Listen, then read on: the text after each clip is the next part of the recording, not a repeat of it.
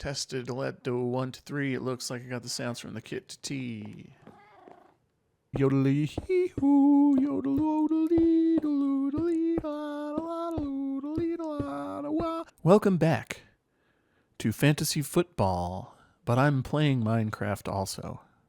The best fantasy football, almost podcast show that is performed under the premise of, but I'm playing Minecraft also. I'm your host, Nert Doobles. Just really quick to get this out of the way. The last episode... you see those guys? Those motherfuckers. I gotta... Come get it. How about them apples? That's a kill. Oh, that one got murked by somebody. You didn't get murked yet, but...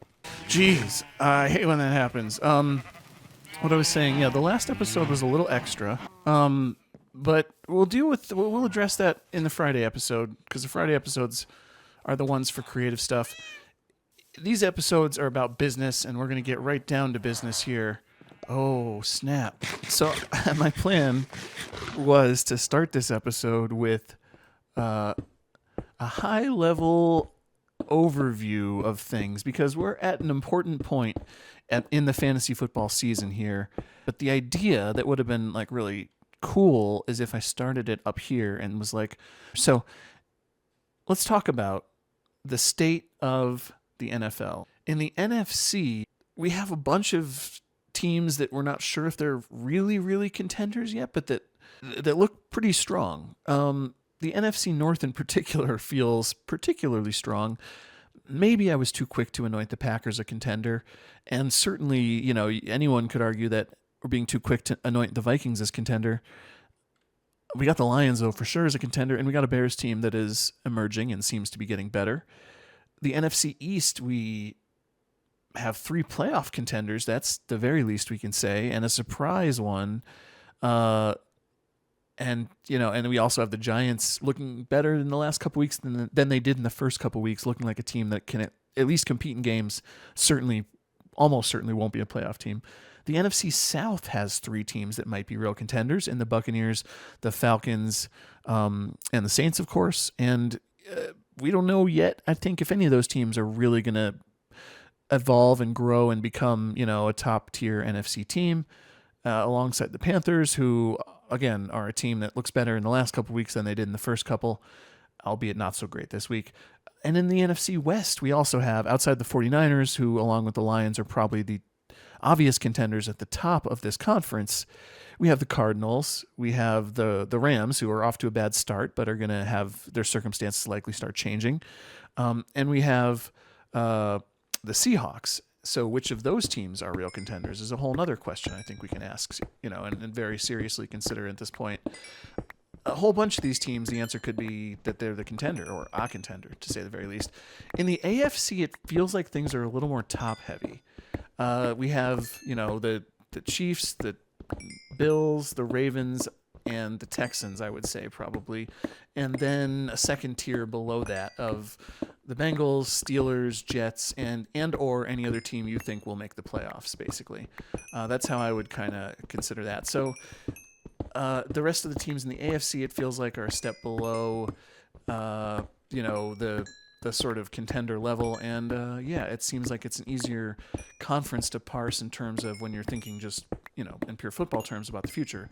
Now, none of that is necessarily super important to fantasy football, but it's worth considering kind of just where things seem to stand at this point, and using that information to start to wrap your head around all the different, teams and situations in fantasy football. We get into the part of the season now where a team identity starts to stabilize and or evolve, but it starts to reach or go toward maturity. Although injuries and bye weeks and specifically changes that teams will install during bye weeks, as well as matchup scheming and of course randomness and game script, they'll all still be there, and they'll all keep things from becoming overly predictable. But with that said, we're starting to get into the part of the fantasy season where we start to feel like we understand teams a little better, and we start to work towards some predictability vis-a-vis our start-sit decisions. So, welcome to the grind of mid-season fantasy football. Good luck going forward, and with all of this as our backdrop, let's get into the games that we saw this past week, starting with the ones that I watched with my eyeballs pointed at a screen. Starting with the Vikings and the Jets from London, England. So yeah, what to say about this game? Well, let's start with the Vikings. So the Vikings, they only had one offensive touchdown. This team is not an unstoppable offense, just a pretty good one, in my opinion. And so that's what we saw this game. We saw this offense kind of come down to earth a little bit. Aaron Jones got injured, unfortunately, was ruled out pretty quickly, which makes you think, it's concerning. I don't know if this is something longer term, but we'll obviously be monitoring that as it goes on. Ty Chandler is a pretty darn high-level replacement in terms of, an understudy back. He's good. It looks like he's going to be the understudy if it wasn't a bye week that the Vikings were going into this week, I'm sure he would be a top waiver pickup this week. So Ty Chandler is probably still worth a waiver pickup. I don't know if Aaron Jones is going to miss time with this injury, but Chandler is a rosterable player and potentially an important, potentially a league-winning player if there's truly an absence that we get from Aaron Jones at any point this season. Justin Jefferson and Jordan Addison are still the guys to have here in the passing game. Addison's not going to be a top producer every week, but he still is absolutely startable. Nothing changes in this, this game doesn't change anything there. I think Sam Darnold comes down to earth, obviously, in this game. He'll have games like this, There's nothing else to say but that. He's not going to be, probably a top quarterback every single week. And he's a pocket passer, so this is just kind of the nature of the situation. They're not just going to put up a ton of points. They won't always need to, but I don't think, frankly, that they're the kind of team that is like at that level where they can just put up a ton of points at will. I don't think they're quite there, to be honest with you. I think that they're good, but, you saw in this game that this offense isn't, historic or anything like that per se.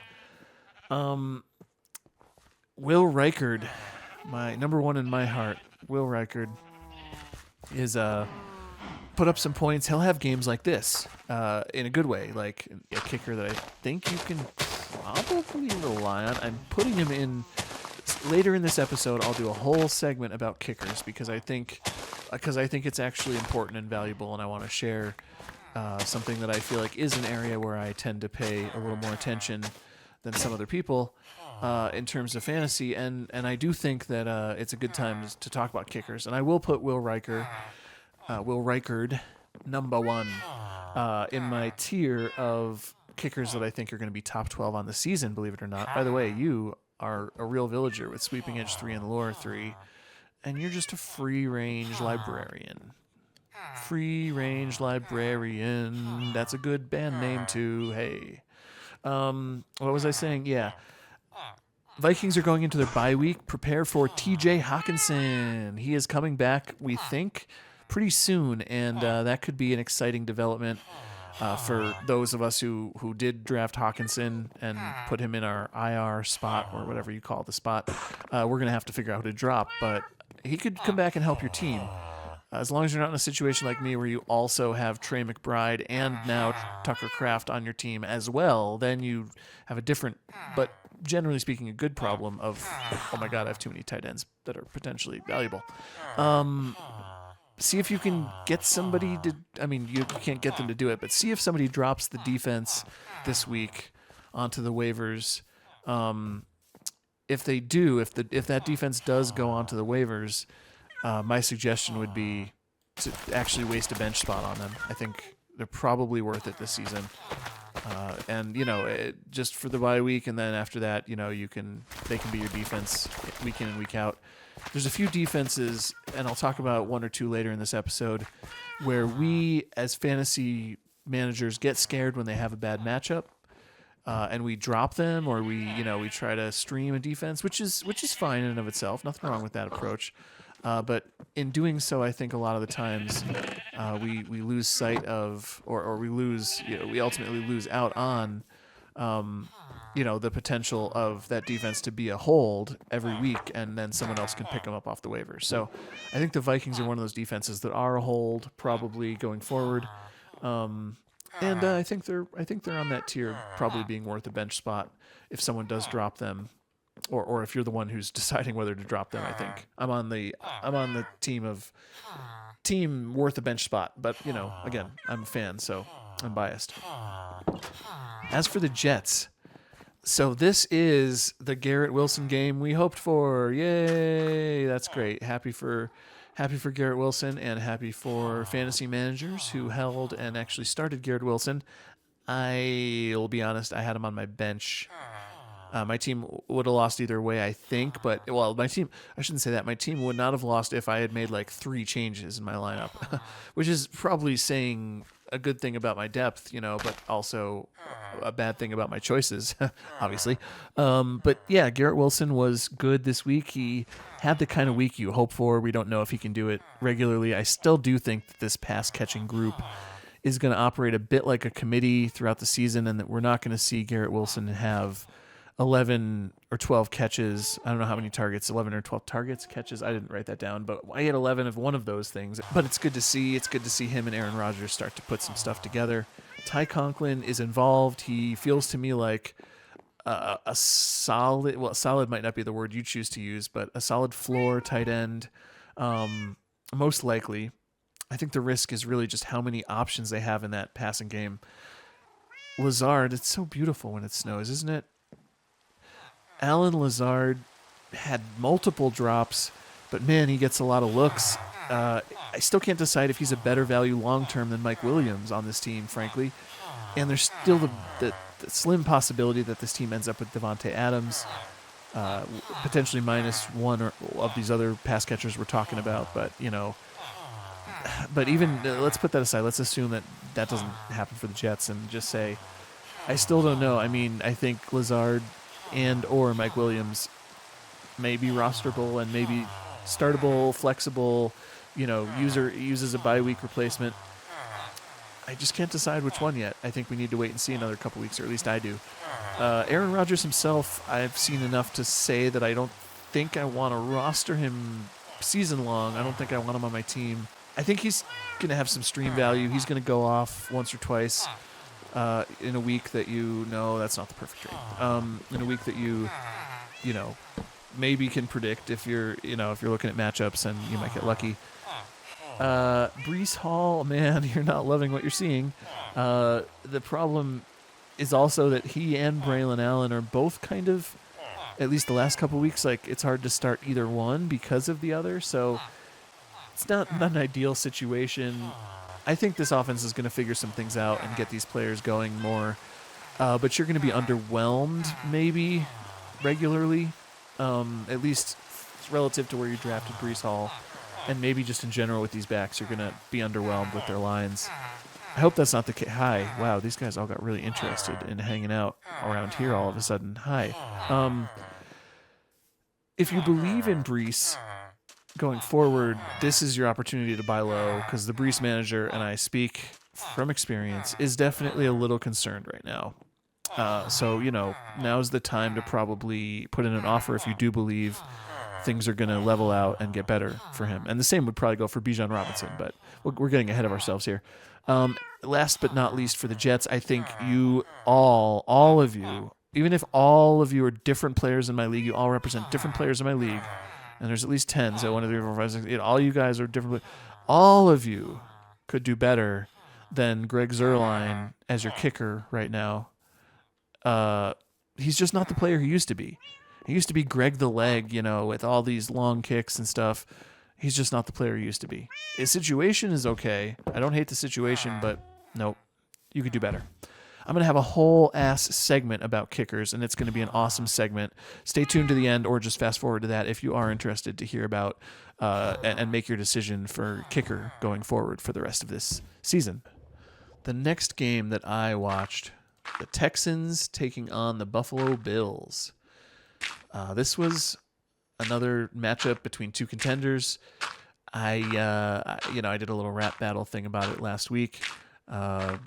But yeah, it kind of ended up being a game that was a bit like that rap battle in the sense that it was low scoring and it was a war of attrition a little bit. No, that's not true. It's not a war of attrition. That listening to that rap battle probably was, but the game itself was not. I think it was low scoring for a combination of reasons, including missing skill players, including sloppier than usual offensive play for these teams, possibly because of good defensive play for these teams. Let's start with the Texans. So, first of all, for the Texans, shout out to the Color Rush jerseys. I believe that's what they're called. Those jerseys were pretty wild looking. I wouldn't say I necessarily liked them. I don't think I disliked them either. It's hard to say. But they were different and interesting, and, interesting and different has some merit. I have more. Oh, yeah, good. I have more. Okay. So Nico Collins, man, you really hope this isn't something that affects him long term because he was just doing so good. And furthermore, I think losing Nico Collins legitimately affects this team and this offense and limits what they can do and their kind of total upside significantly. I think it is really meaningful. I think his role, not his role, but his talent is meaningful enough to be a difference maker for this team. And missing him is a genuine concern for this team, as far as I'm concerned. I think that showed up in this game and the lower scoring. So just to start with the running backs, we thought Cam Akers was a good kind of replacement, and I think if Mixon misses time, you can throw Cam Akers in there, but it's really Dare Ogunbowale took over a significant role in this game and was, I think any kind of high-scoring game script where they have to keep up, it seems like it might be him. If hopefully Mixon comes back. That's really what we just let's have Joe Mixon come back ASAP to this team. So yeah, I still think Tank Dell is long term. I'm just concerned. I don't think he's going to hold value, even if Nico is out multiple weeks. I mean, I think you can obviously play him if Nico's out, much more so than you can if Nico's not out. But unless suddenly we find out this hamstring thing is like a long-term like season ender or like taking him out for 6 weeks or more, I don't think Tank Dell is someone I want to stock up on from a fantasy perspective. I'm still stocked down on him overall, certainly from where we drafted him. Dalton Schultz is also, in my opinion, a mirage. Like, this is a team going into the season that we thought was going to just be this super explosive offense, and you wanted to just have all these guys on your fantasy team. I don't know. In my opinion, he's on a tier with a bunch of other maybe kind of players from the tight end position, like players that I literally think of and just say maybe. But to me, he's not worth the hold that some of the other guys like Ty Conklin, for example, probably are.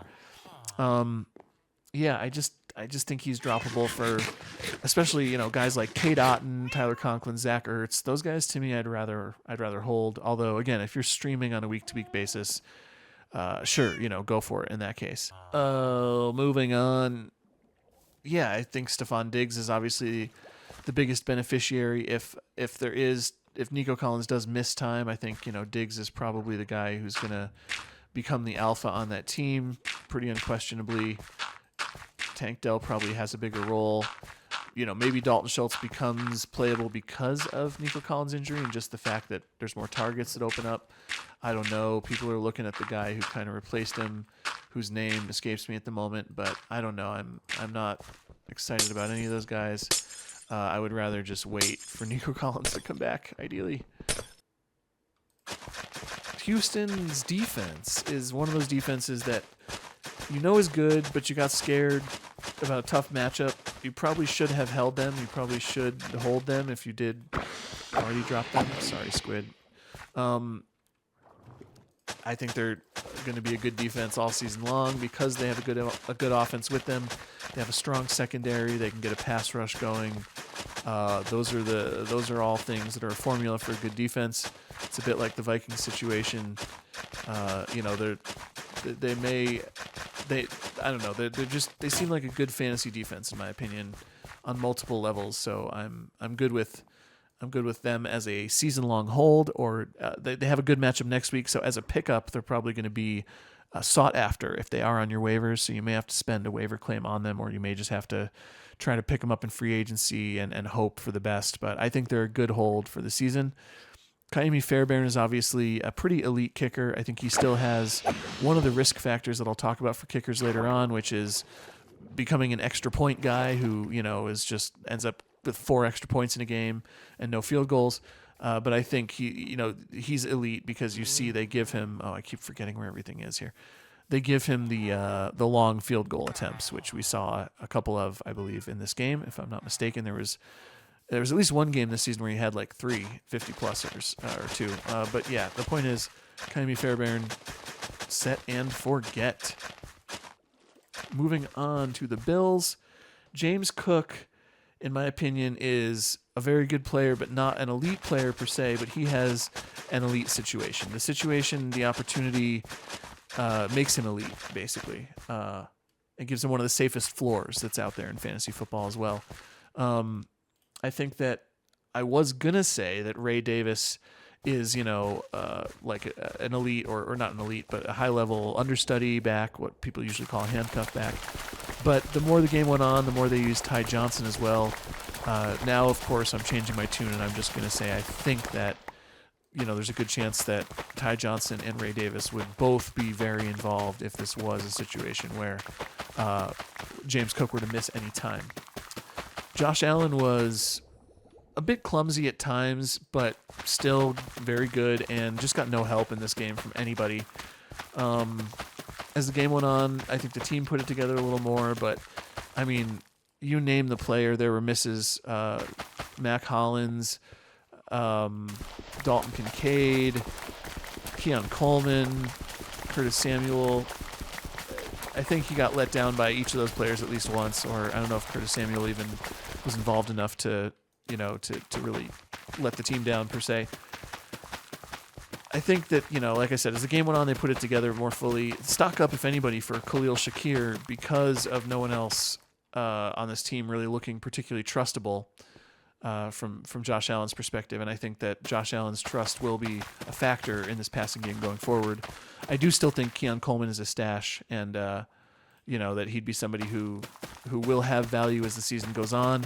It may take him a while to get it. If Shakir misses more time, then he may have more of an opportunity in the immediate term to kind of become a number one or number one-esque receiver on that team. Dalton Kincaid had chances throughout the first half that he didn't quite pull in. He'd have a better game for sure if he had gotten those. I feel okay about him after a couple weeks, better than I did. I don't think he's elite as a tight end just because this is a committee-style pass catcher approach, but you might be able to buy low at this point if you are into Dalton Kincaid going forward. I think, he's safe-ish for a tight end. Is he really that much better or different than, like, Cade Otton at this point? I don't really know, but, he's out there. And I think he has a lot of potential. There is kind of too many different pass catchers potentially problem going on with this team. We may have a situation where it's a bit committee-ish, and that's kind of the biggest issue. Keon Coleman, like I said, his fantasy, he had an okay fantasy day because of the touchdown. I don't really know if there's anything else to add for this team. Yeah, I think that Khalil Shakir is the stock-up guy here. I think he does kind of, despite not being a traditional number one, he does have a number one-esque role on this team, and I think you can kind of trust him. As in terms of pass catchers, him and Kincaid probably are the closest thing to trustable. But I do think Keon Coleman is still a stash. I'm not out on Coleman at this point. Oh, excuse me, kitty. Anything else to say about this team? I think the Bills' defense should also probably be rostered. We can say that. Let's see. Moving on to... let's do the Packers and the Rams. Let's start with the Packers here. I might have anointed this team as a true contender a little bit prematurely. Watching this game, there were chunks of it where I was just like, I felt like I'm allergic to watching this passing offense, or to watching this offense in general. It's not that they were terrible, it's just that they weren't amazing. Maybe this team just isn't that good on offense. Their offensive line might be an issue, particularly in pass protection. It just didn't feel quite right, at least, especially in the first half. It got better. The second half changed the narrative a little. But I will say, I think I was a little bit wrong in my I Can't Sit Jordan Love song from last week. Or at least I was a little hyperbolic in that stance. I should have given a little more credence to the idea, which I had read about, that, and I did kind of see when I did watch the replay of the game, which is that against the Vikings, this Packers offense wasn't actually that good until they were in like catch-up mode, and then they started just kicking butt.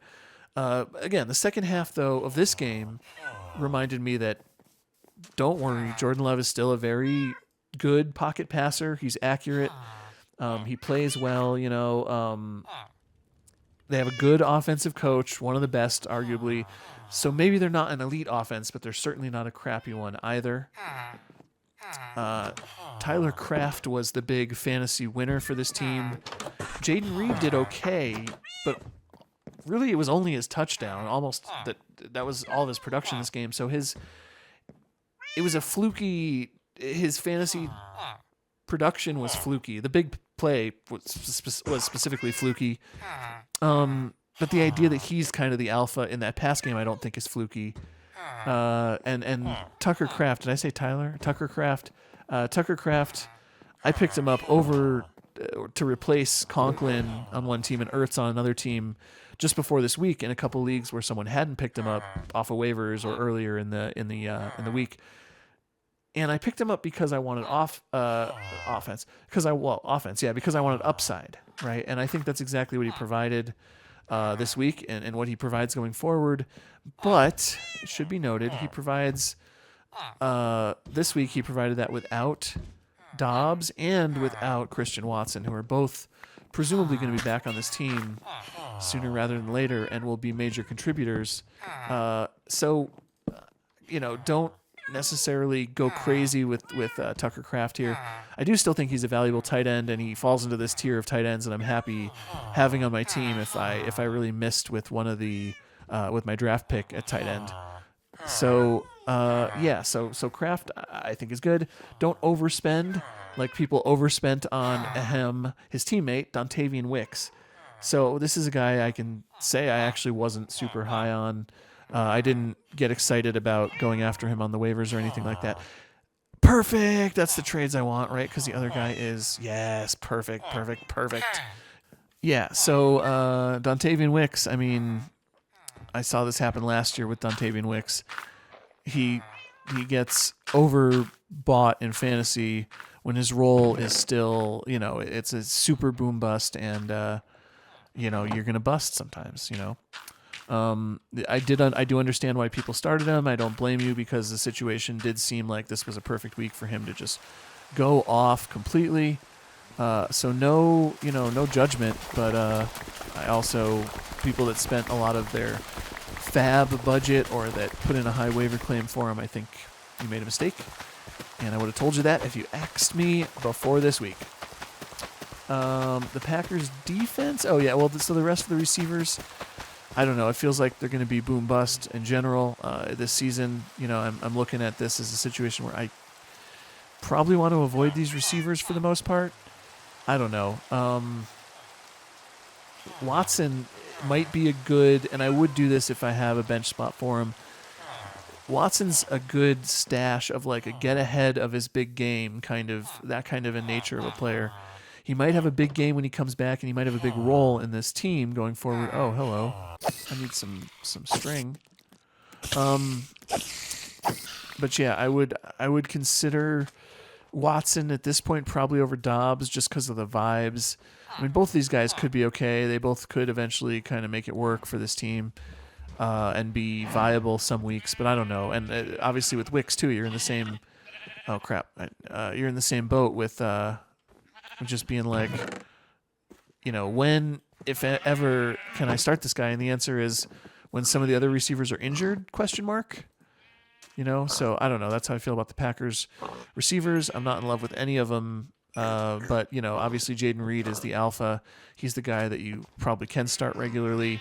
Jordan Love still feels startable to me. I'm not upset about it, but yeah, he doesn't necessarily feel like he's a top 5 quarterback in fantasy, I do still think this team is a playoff contender without question. I just don't know that they're a capital C contender like I had kind of started to think that they were in my imagination previously.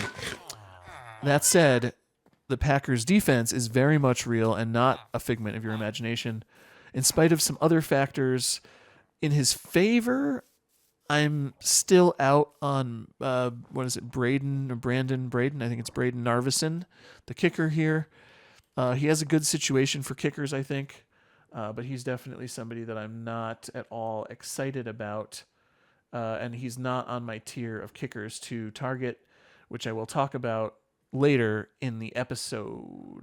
I do think the Packers are for real as a defense. I don't think the Packers kicker is someone you should be going after, but he has a chance. He has a chance to break into that top tier. I think especially if they do start to trust him for longer kicks, and in general if he doesn't have any more inaccurate games like he had a couple weeks ago. Moving on to the Rams. This is a team we got, I think, what we expected, at least what I expected going into this, from Stafford, from McVay as a coach, from Kyron, and from specifically not just from those players, but in the sense that they raise the overall level of this team. They raise the overall kind of rising tide lifts all boats for this offense. Obviously Stafford specifically as a passer, but I think McVay as a play caller, and Kyron just being out there and being able to be relied upon in the run game. We had a bunch of receivers, none of whom at this point I think are even players I want to roster in fantasy, although I understand the case for it. Just checking on you guys. We'll get back. I'll trade with you guys soon. Don't you worry. Whittington specifically had an injury in this game, and that's a big reason why I'm not out on Whittington at this point. Seeing that Kupp is expected back next week, that's my understanding. So this is a situation where I don't think any of these 3 receivers, Whittington, Atwell, or Demarcus Robinson, is someone that I really want. Oh, I should make pumpkin and melon farms. Thank you for reminding me of that. Colby Parkinson, the tight end. I don't know. I mean, on the surface, I was like, he's on the tier with these other guys, but I wasn't excited. But when you actually look at the numbers, he had 13 targets, I believe. So that's a crazy number of targets. That's a big target share, even in a game where they passed a ton. I would say for that reason, he's the one pass catcher outside of Nakua and Kupp on this team that I'm holding probably through the bye week here. I mean, if you can make it through the bye week with the roster spot, if you drop him, if you drop him, I would try to target him the following week, obviously, because I do think he's on this tier of tight ends that's going to be decently valuable all season, although I don't think 13 targets is going to happen regularly, and I don't think that he's necessarily a tier above these other guys like Cade Otton or those. I think he's on the same tier with those guys in my mind, at least, until we get maybe a little more separation with Conklin, Otton, even Tucker Kraft potentially. They have to prove it a few more weeks, and I think before I raise them up a tier, and I think Parkinson certainly falls in that category. Blake Corum finally getting a little bit of action here, and finally looking like he is the so-called handcuff back. He looked fine on the field. I'm not overreacting to this, but I think he's rosterable again. If you're looking to keep Kyron Williams back up and understudy it is looking like him, and the whole idea that Ronnie Rivers was the next back up might be going away as well. We expect Cooper Kupp back week 7. That's the word. I haven't heard any word on what do you call it, Puka Nakua. So maybe that's just not anytime soon, which sucks, but I don't know. And last but not least, their defense might be streamable. I don't know. Probably not. Against the right matchups, they're probably streamable. But Joshua Carty might be a good kicker. I want to see more long-distance kicks. They might be a good kicker situation if they trust him with the longer stuff. But the Rams overall do tend to be an aggressive team on offense, which might work against him a bit, making him more of an extra point kicker and a little bit more game script dependent. Moving on to the Sunday night. I've been waiting all day, not really for this game, but I watched it. Sunday night football between the Cowboys from Dallas, the Pittsburgh Steelers. So I'll start with the Cowboys. Man, this is a pass-happy team. They love to pass. That's not like whatever breaking news or anything crazy. I'm gonna just do this. Even though they're pass happy, it's kind of like, well, right now I feel like the Texans are a team we thought coming into the season, I was just saying this, but I don't know if I finished my point. We thought they were going to be a team that, was, all these guys are awesome for fantasy because of how good they are, how much they pass. Well, they prefer to be a running team in the case of the Texans. And there's not a ton of value in the passing game outside of, obviously, probably the top 2 guys or so, which you get on most teams. In the case of the Cowboys, similarly, there's probably only a few guys, and I do think Jalen Tolbert might be that third guy outside of CeeDee Lamb and Jake Ferguson in terms of pass catchers on this team. Oh, that's one. Oh, whoops. I don't know that, I don't know. And anyway, I have different thoughts about this, but yeah, they are a pass first team. Rico Dowdle seems to have emerged into obviously the starter, but also having a large enough role in the passing game that it makes him decently, valuable and startable on a weekly basis here. Tolbert is the question mark. If I compare him with like Michael Wilson, for example, they both feel like rosterable players. They both feel, at the moment at least, like they're the clear wide receiver number 2 on a team where they're still the third target behind a tight end. And I think the difference is that Brandon Cooks will probably be back for this Dallas team. You got Kevontae Turpin as more of a boom and bust kind of dart throw, who they try to get involved in those roundabout ways. In Michael Wilson's case, you have Greg Dortch, and that's it. So, and you also have the dominance of CeeDee Lamb on the Cowboys. So, for those reasons, I think I'd rather have Michael Wilson at this point over Jalen Tolbert. But I think they're both kind of in a tier of receivers that are worth picking up off of your waivers. Yeah. Jake Ferguson is good. Not much else to say there. Rico Dowdle, like we said, the passing game work makes him worthy of a play, I think. Probably, certainly worthy of a roster spot if he was still in your shallow league waivers because people weren't quite in yet. As for Dak himself, the first half, we saw what I think is kind of the side effect or the risk of starting Dak Prescott, which is he has volume, but there's a couple interceptions, or at least one interception. He gets yardage, but there's just no touchdowns, especially when he's against a good defense and it's a low-scoring game script, a team that keeps the Cowboys off the field. He has volume, but he doesn't always have touchdowns. And, the passing game doesn't look, I wouldn't call it a team that's like firing on all cylinders here. It was decent and they get it done. They know how to throw the ball, and he does have the volume. And then he probably ended up fine because of the second half where he did get 2 touchdowns. I'm just saying he has some risk. I wouldn't describe this offense as humming. I would describe it as, a little bit clanky and janky, but doing okay. So let's move on to the Steelers.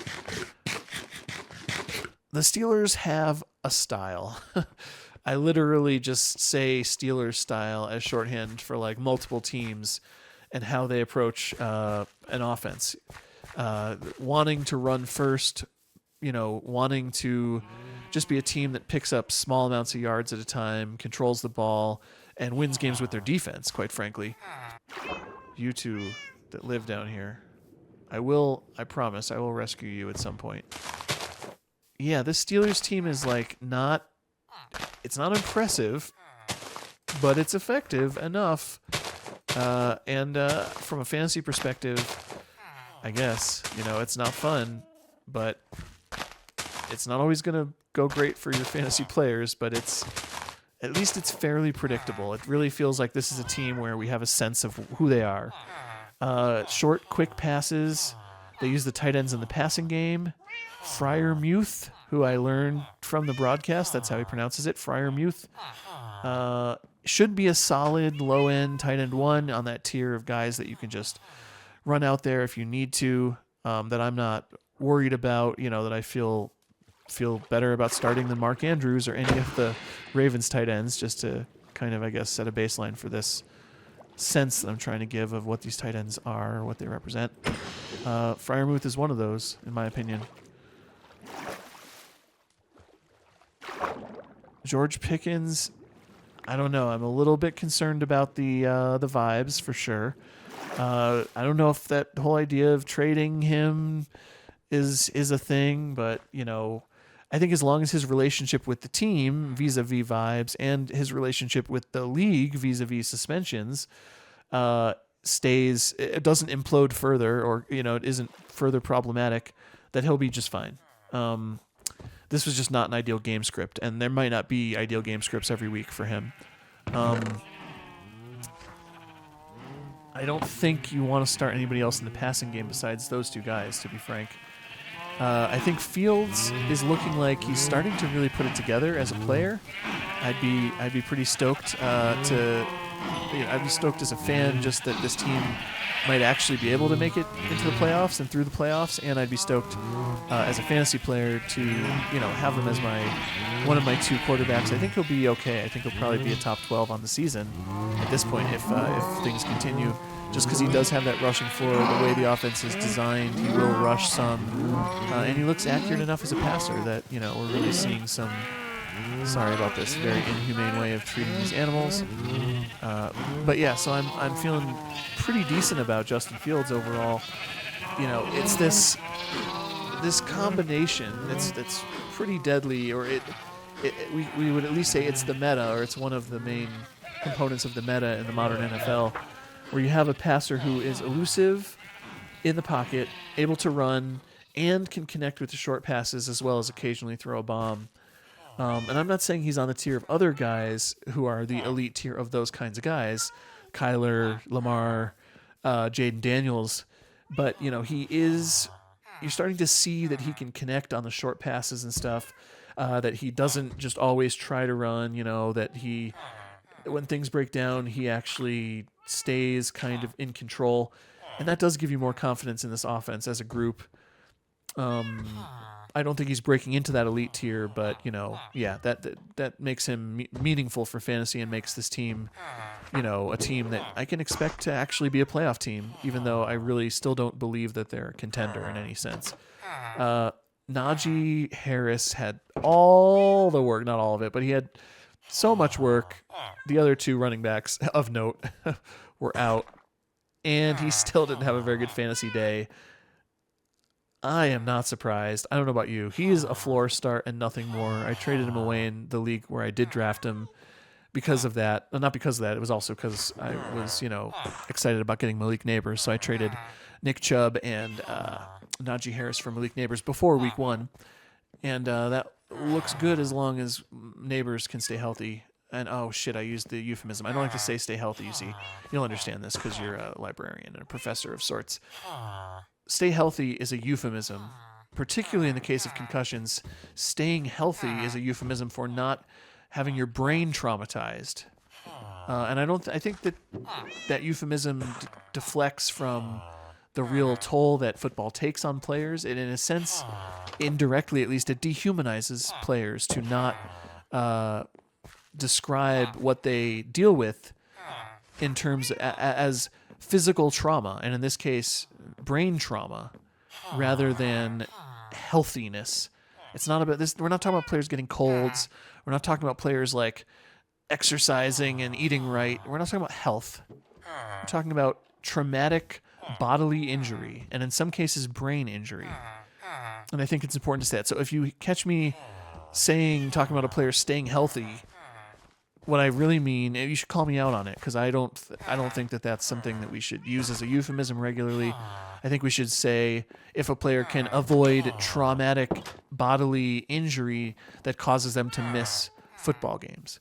Because the truth is, even when they don't miss football games, they're going through traumatic bodily injury in many cases. Anyway, what was I saying? Chris Boswell, the kicker, is on my tier of top 12 kickers that I believe will finish in the top 12. The downside for Boswell is just there's maybe a couple of risk factors here, but the biggest one I think is the slow drives. This is a team that, Steelers style, as I'm starting to call it, slows down the game and wants to just have long, slow drives. When they play against a team, their defense is the unit that wins games for this team, which correlates pretty well with kickers being good. I don't know. That's the risk factor there.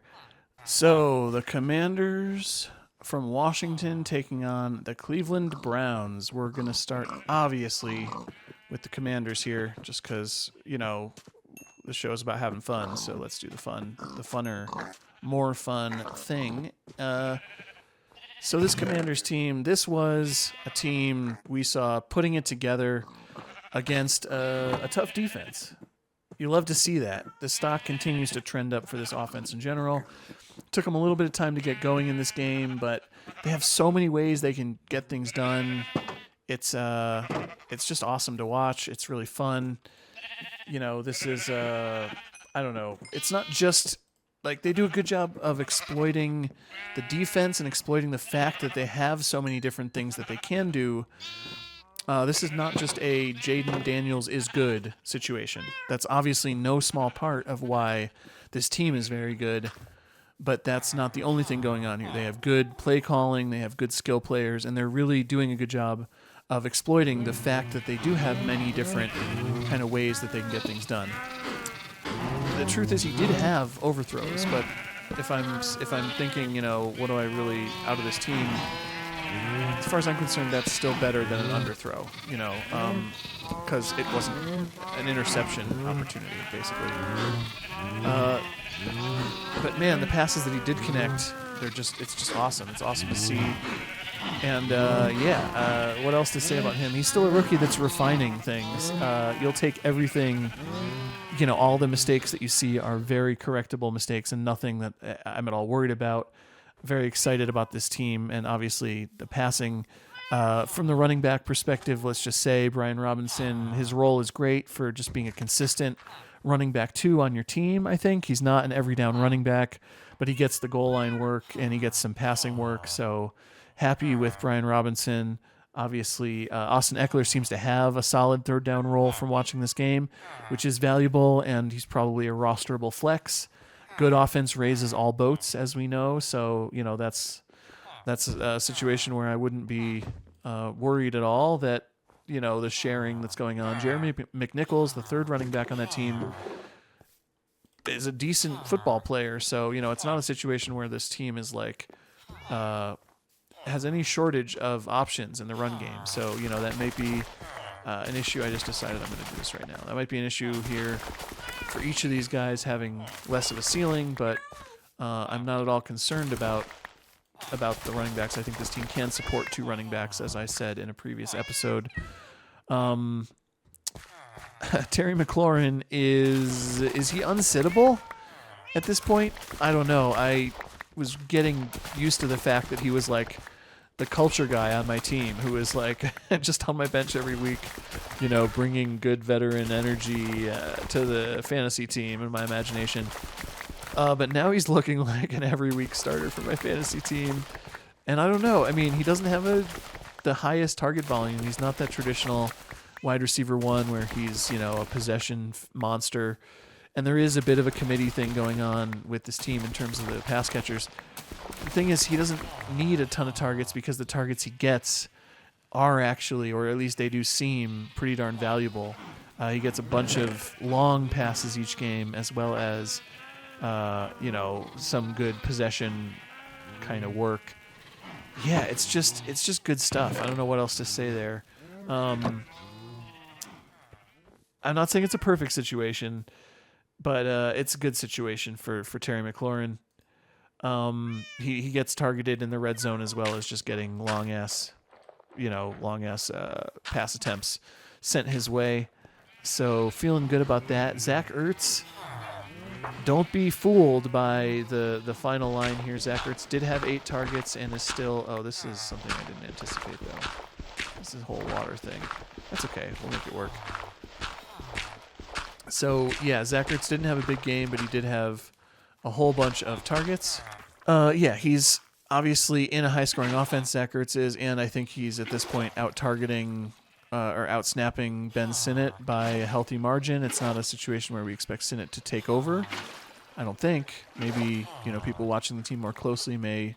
I didn't watch the snap count or anything like that, but it does seem like this is still Zach Ertz's role, and there's no risk of losing that role. So yeah, feeling good about having Zach Ertz there, and I would be happy to roster him going forward as a tight end. I don't think, again, just because his line this game wasn't great, I still think he has value in the short term.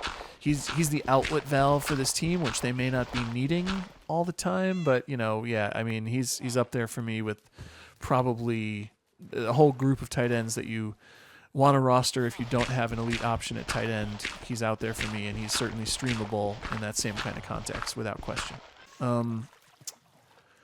Who else? Austin Seibert is making hay. So as for the other wide receivers, pass catchers, I don't know. I don't necessarily trust any of those guys at this point.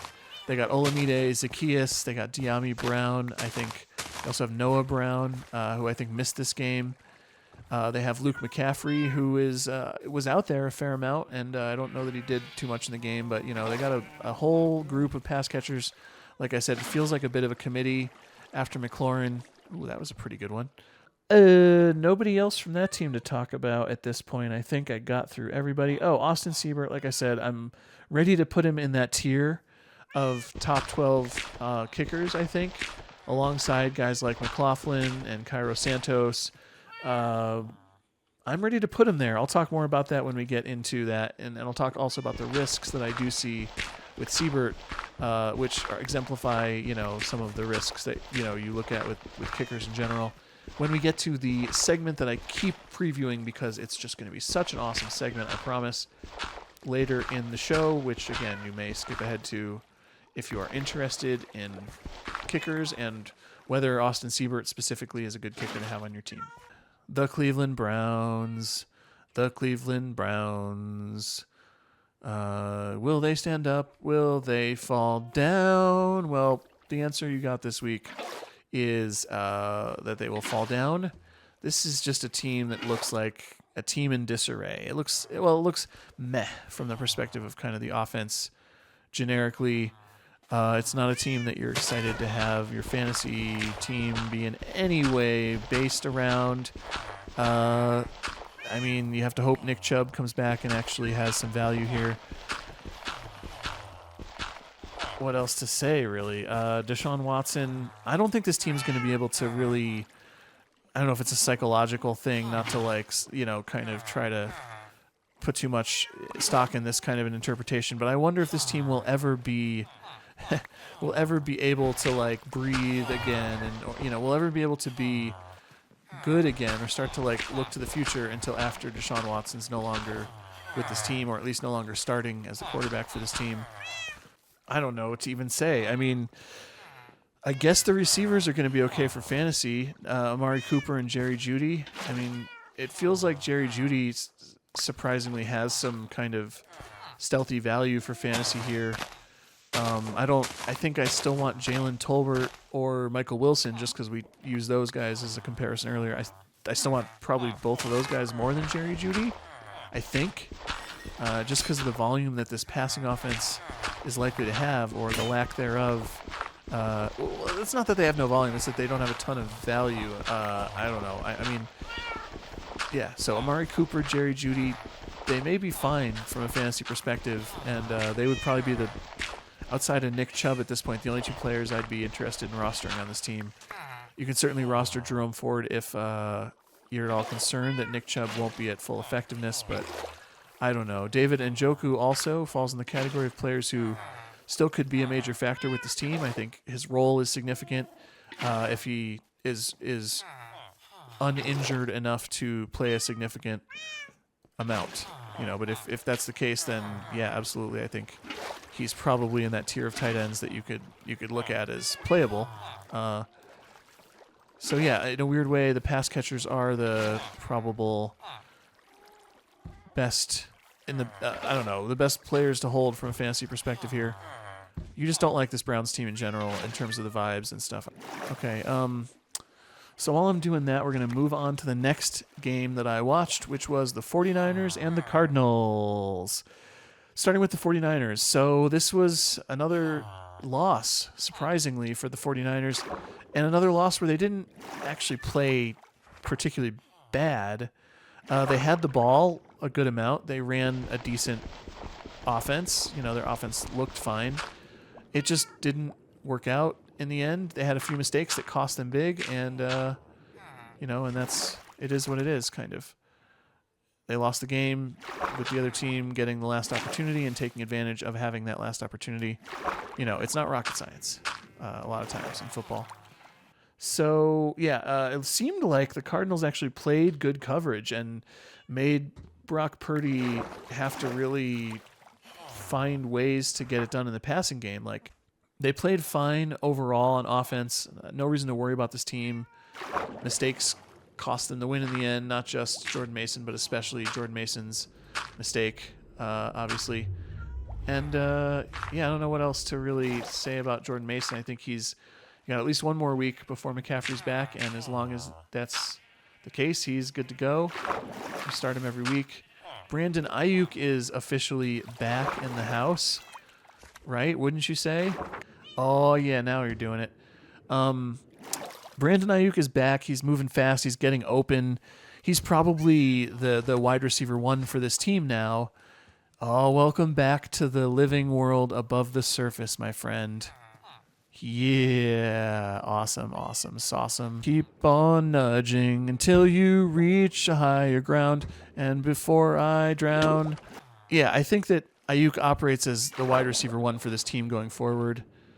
I think Debo's going to be okay, but, this is like the first few weeks we're not going to see Debo produce like that regularly because he was operating in a larger role ultimately than he probably will be with Brandon Ayuk at full health. But he'll be fine. Juwan Jennings stock down a little bit with everybody else back. I thought he got injured in this game, but I might have been mistaken about that. Hey, welcome back to the village, aren't you guys? Juwan Jennings down a little bit. I still think he's a hold. He's still out there a lot. I think he's valuable on your bench, but if your league is shallow and there's somebody else exciting on your waivers, I won't lose sleep if I have to drop him here. You kind of. Oh, it looks like I have a little glowing peepee. Hello. What were we saying? Yeah, Juwan Jennings is probably droppable, but he's the kind of player who pick him up just before the game as an insurance policy for Ayuk or for Debo Samuel, because if either of those guys misses any more time, he does take on big value again. I think he's a wide receiver handcuff type of player for kind of both of those guys. Jordan Mason had a more flourish fantasy day. He should be good for at least one more week. George Kittle, I think, he's just awesome. He's going to be great at tight end this year. I think he's one of the more elite options. I think George Kittle, he gets a lot of red zone targets. I think he's just going to be an elite tight end for this fantasy season, even if he is a bit boom or bust. Brock Purdy you got to love it. He's not afraid to be aggressive here and to just throw the ball down the field. He doesn't always have to throw a bunch, but when he does, he's viable for fantasy, particularly with the off-script abilities he has, the ability to scramble and run around. Jake Moody, the kicker, who was most certainly on that elite tier of top 12 kickers, possibly even a top 5 or 6 kicker for the whole season, got injured and is likely to miss time. I think whoever they replace him with, the team will be less likely to try field goals. So I'm kind of out on whoever they replace Jake Moody with. But don't you worry, if you were the one who rostered Jake Moody and was planning on set and forget with Jake Moody, later on in this show, I will help you with a segment where we go over a whole bunch of kickers, some good options for you out there that you can pick up to replace Jake Moody, who are not the San Francisco 49ers' next kicker, whom at this point I don't think we know who that's going to be. But I think you can do better with other kickers because I don't think they're going to try as much to kick field goals with someone they trust less than Moody. And also this team is already an aggressive offense, so you're kind of looking at a more extra point-oriented kicker in the first place. Moving on to the Cardinals. Good game, guys. Way to pull out the win. Way to actually, as a team, stand up to that stronger opponent. I think I mentioned last week in my little wrap or whatever that, if they want to be a contender, this is the kind of team they have to best, and they did. They moved the ball against a tough defense. That's a good sign for this team's offense, trending up in the right direction. The Kyler Murray, his line was admittedly inflated by the one really big run for a touchdown, but this is the Kyler Murray we drafted, hoping we'd have somebody who is elusive, but is also one of the more accurate quarterbacks out there, has good vision and is able to put things together in the passing game, but also is really dangerous off script, escaping from the pocket with occasional designed runs and read options and stuff like that. So yeah, all good there. Exciting stuff for managers of Kyler Murray. You got the kind of game that you hoped for, and obviously if you have him on your team, you probably were starting him because and if you have two quarterbacks, well, maybe you made the wrong decision and sat him this week. But yeah, he's looking good, and I think the Cardinals offense, like I said, stock up a little.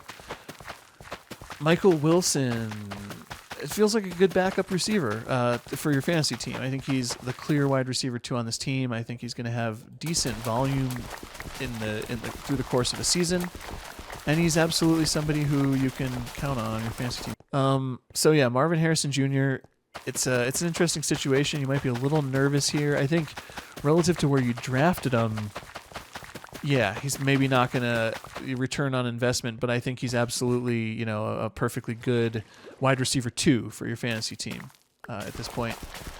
And yeah, you're just kind of, he has a major role. He has an important role. He makes important catches. I think of his profile as maybe a bit like Garrett Wilson, who I still don't think is going to have weeks like he did this past week every week. I think he still is a bit of a committee situation. In the case of Marvin Harrison Jr. is not so much a committee, but it's just a couple other guys that are pretty involved. But I think he's a wide receiver 2. Maybe he's a souped up Zay Flowers. He's going to get a little more. The team is going to pass a little bit more than the Ravens will, obviously. And he's one of the top target getters on his team, but not dominant enough yet as like the wide receiver 1 on the team to just kind of own the whole target share. What else to say about that? Grab a couple stacks of potatoes to fill in a row here. Trey McBride's usage looking good. Did I leave? I took all the carrots, didn't I? Oh no, I'm trying to eat potatoes. Trey McBride's usage was looking good. He plays physical, the situations he's in. He's he gets hits, and it does worry me in terms of, his injury risk being heightened. I think it's probably a good time. I probably would roster a second tight end, and I think it's a good time right now to, probably, if you don't already have a second tight end, to look at getting one. I think there's some players on the waivers still at tight end in shallower leagues that are going to hold value longer term. So definitely I'd be looking at that. But I'm happy with Trey McBride as my starting tight end. I think he's a very good player, and that he's going to have a major role in that offense. As long as he's out there, I'm all in on starting him. I think he's probably going to be top 6, barring injury. But again, I think his injury risk is at the very least comparable to any other tight end, if not a little heightened compared to most tight ends. So I hate to be the bearer of that news if you weren't thinking about that, but just trying to keep people, aware of the positive and the negative case for players. I think that's an important part of fantasy, is to be a realist. Even if you want a player to, be awesome for your fantasy team because you drafted them with a certain expectation, you got to be realistic and look at what these players end up really doing and using that as your baseline for decision making, not what you hope they'll do. James Conner still passing the eye test. I mean, kudos to this guy. Last couple years, I've wondered whether he was really, going to keep it together. You always hear talk in the offseason about injury risk and all that, or age, and he is an older running back at this point. But yeah, I mean, man, he's still passing the eye test. Is my mistake to fade him in drafts? He was a great value in drafts, I think.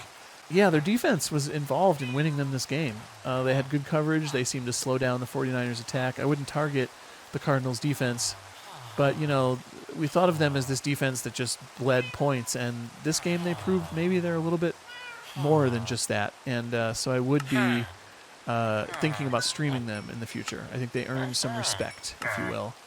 And so yeah, I would consider streaming them in the future. Moving on, the last game of the week, the Kansas City Chiefs at home taking on the New Orleans Saints. Start with the Chiefs. Who will replace Rashee Rice? That was the big question coming into this week. How will they replace his production? In the first couple of drives, it looked like the answer was the simple answer that a lot of us expected, which is just Kelsey is the guy is going to replace him, and that's just how it's going to go.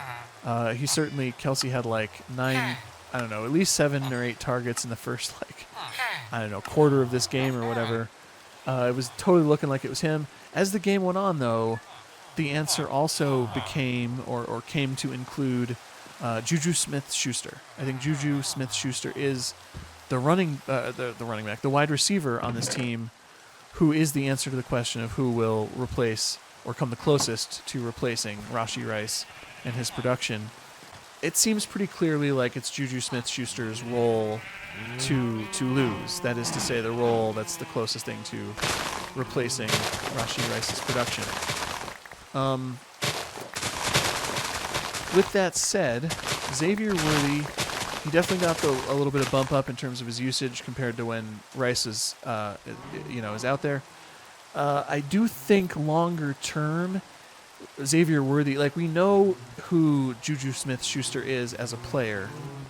I think with them going into this bye week and coming out of the bye week, you may see Xavier Worthy and his role expand a little bit. What I'm trying to tell you is that this bye week for the Chiefs, might be a good time to buy lowish, even though he had a touchdown this game, it still might be considered lowish. Buy lowish on Xavier Worthy.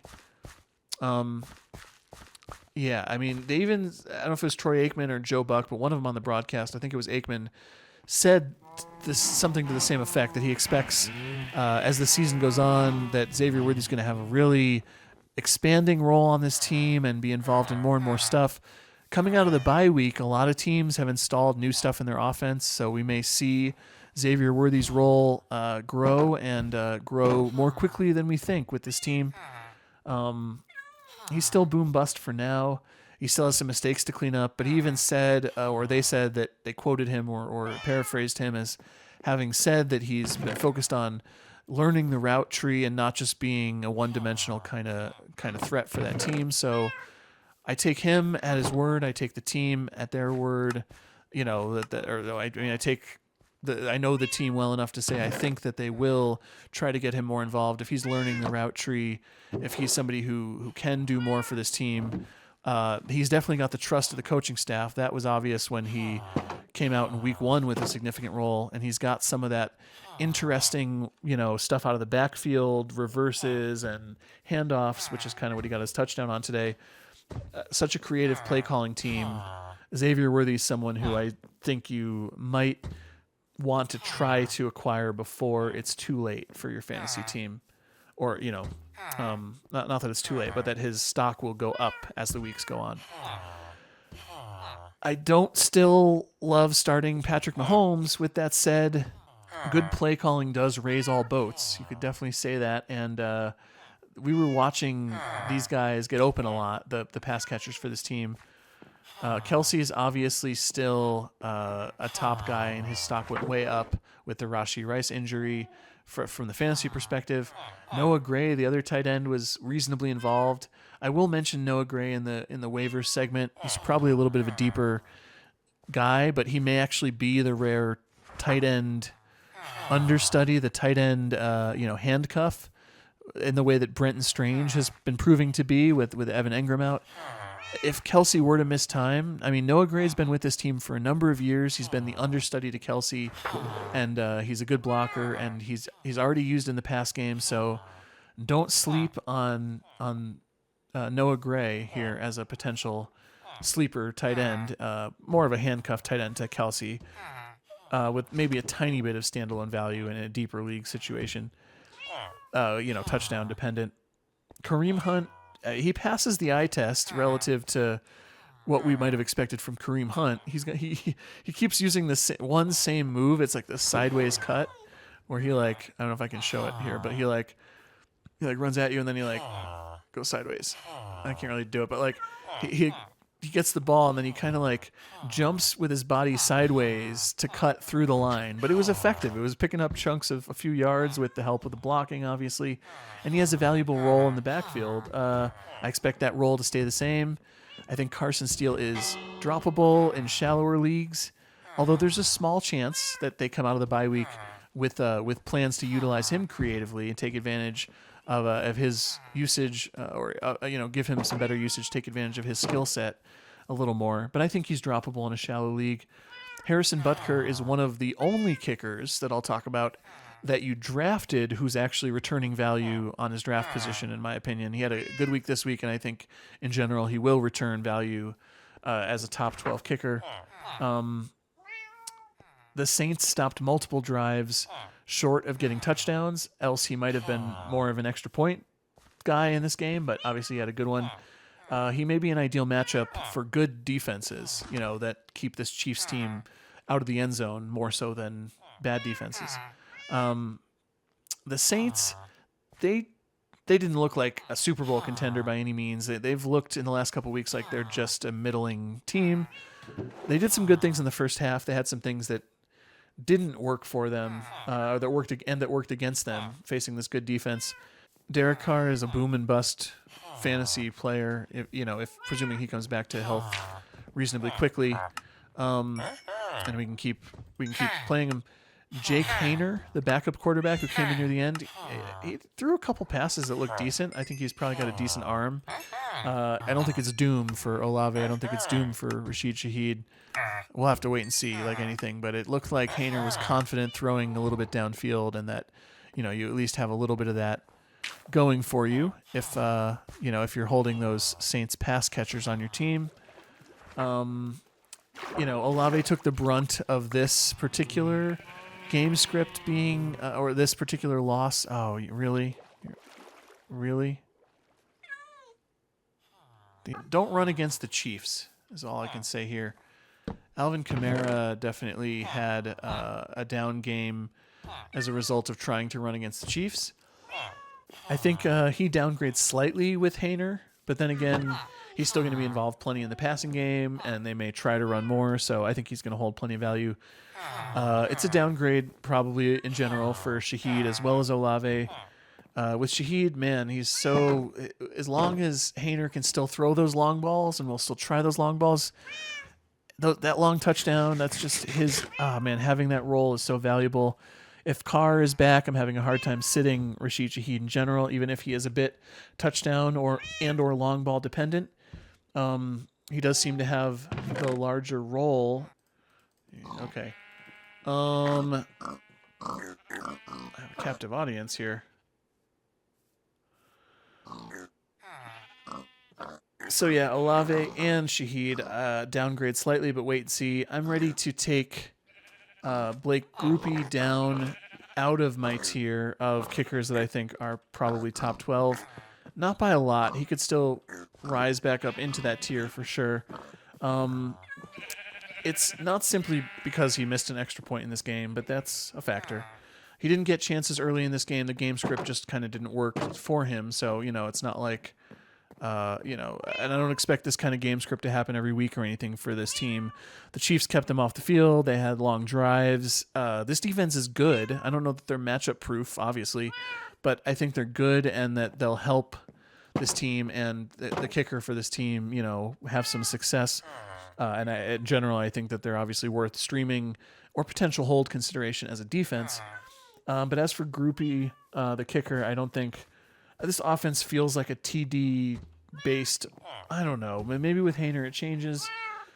I'm dropping him down below the group of top-tier kickers, but I still think he could rise back up into that group. And I'll talk about all this in the kicker segment at the end. I promise there'll still be more to say even after I went through all that other stuff.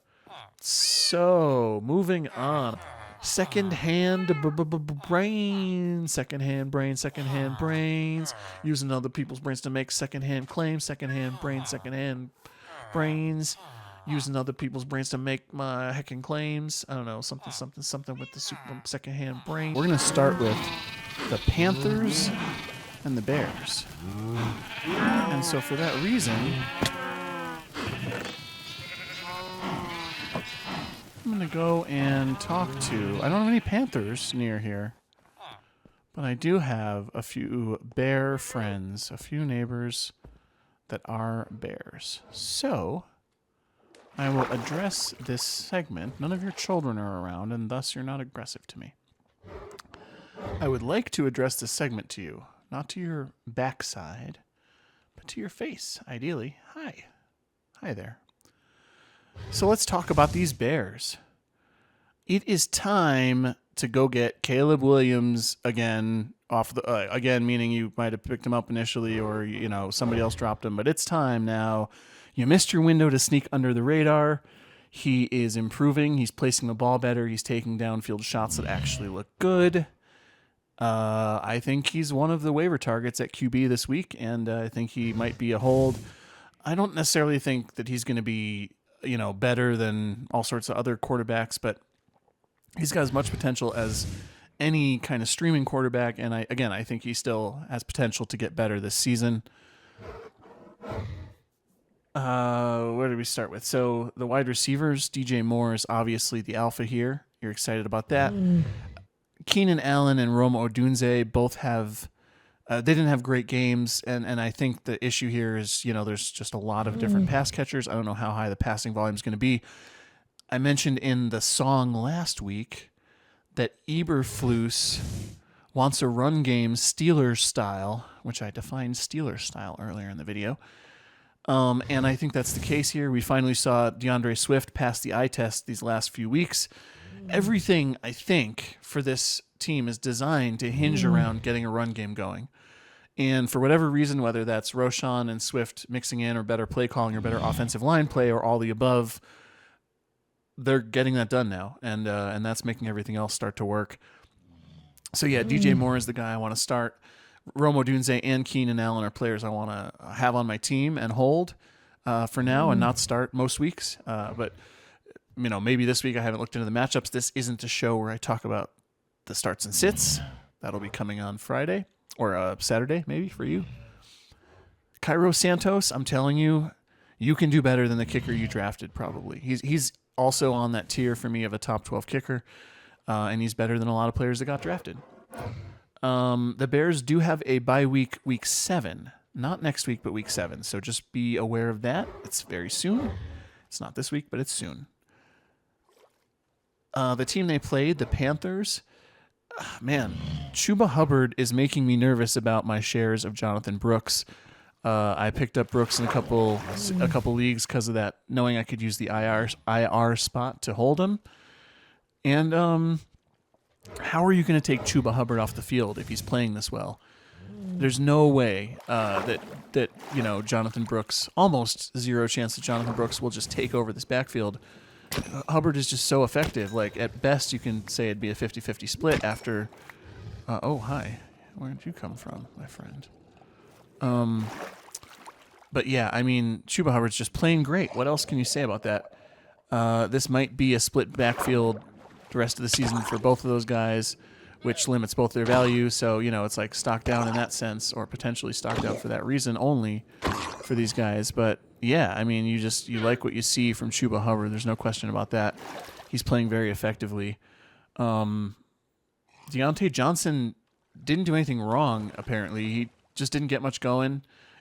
It's a good Bears defense in general, obviously. Very good defense. No reason to panic on Deontay Johnson. And Xavier Legette got injured early in this game and missed most of the game.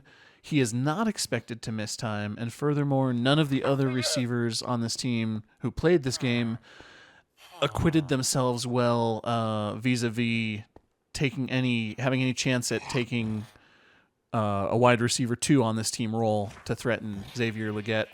Thielen coming back may be the biggest threat to Legette, but I do think Legette is somebody who still, if he's on your waivers, should be a waiver consideration for this week.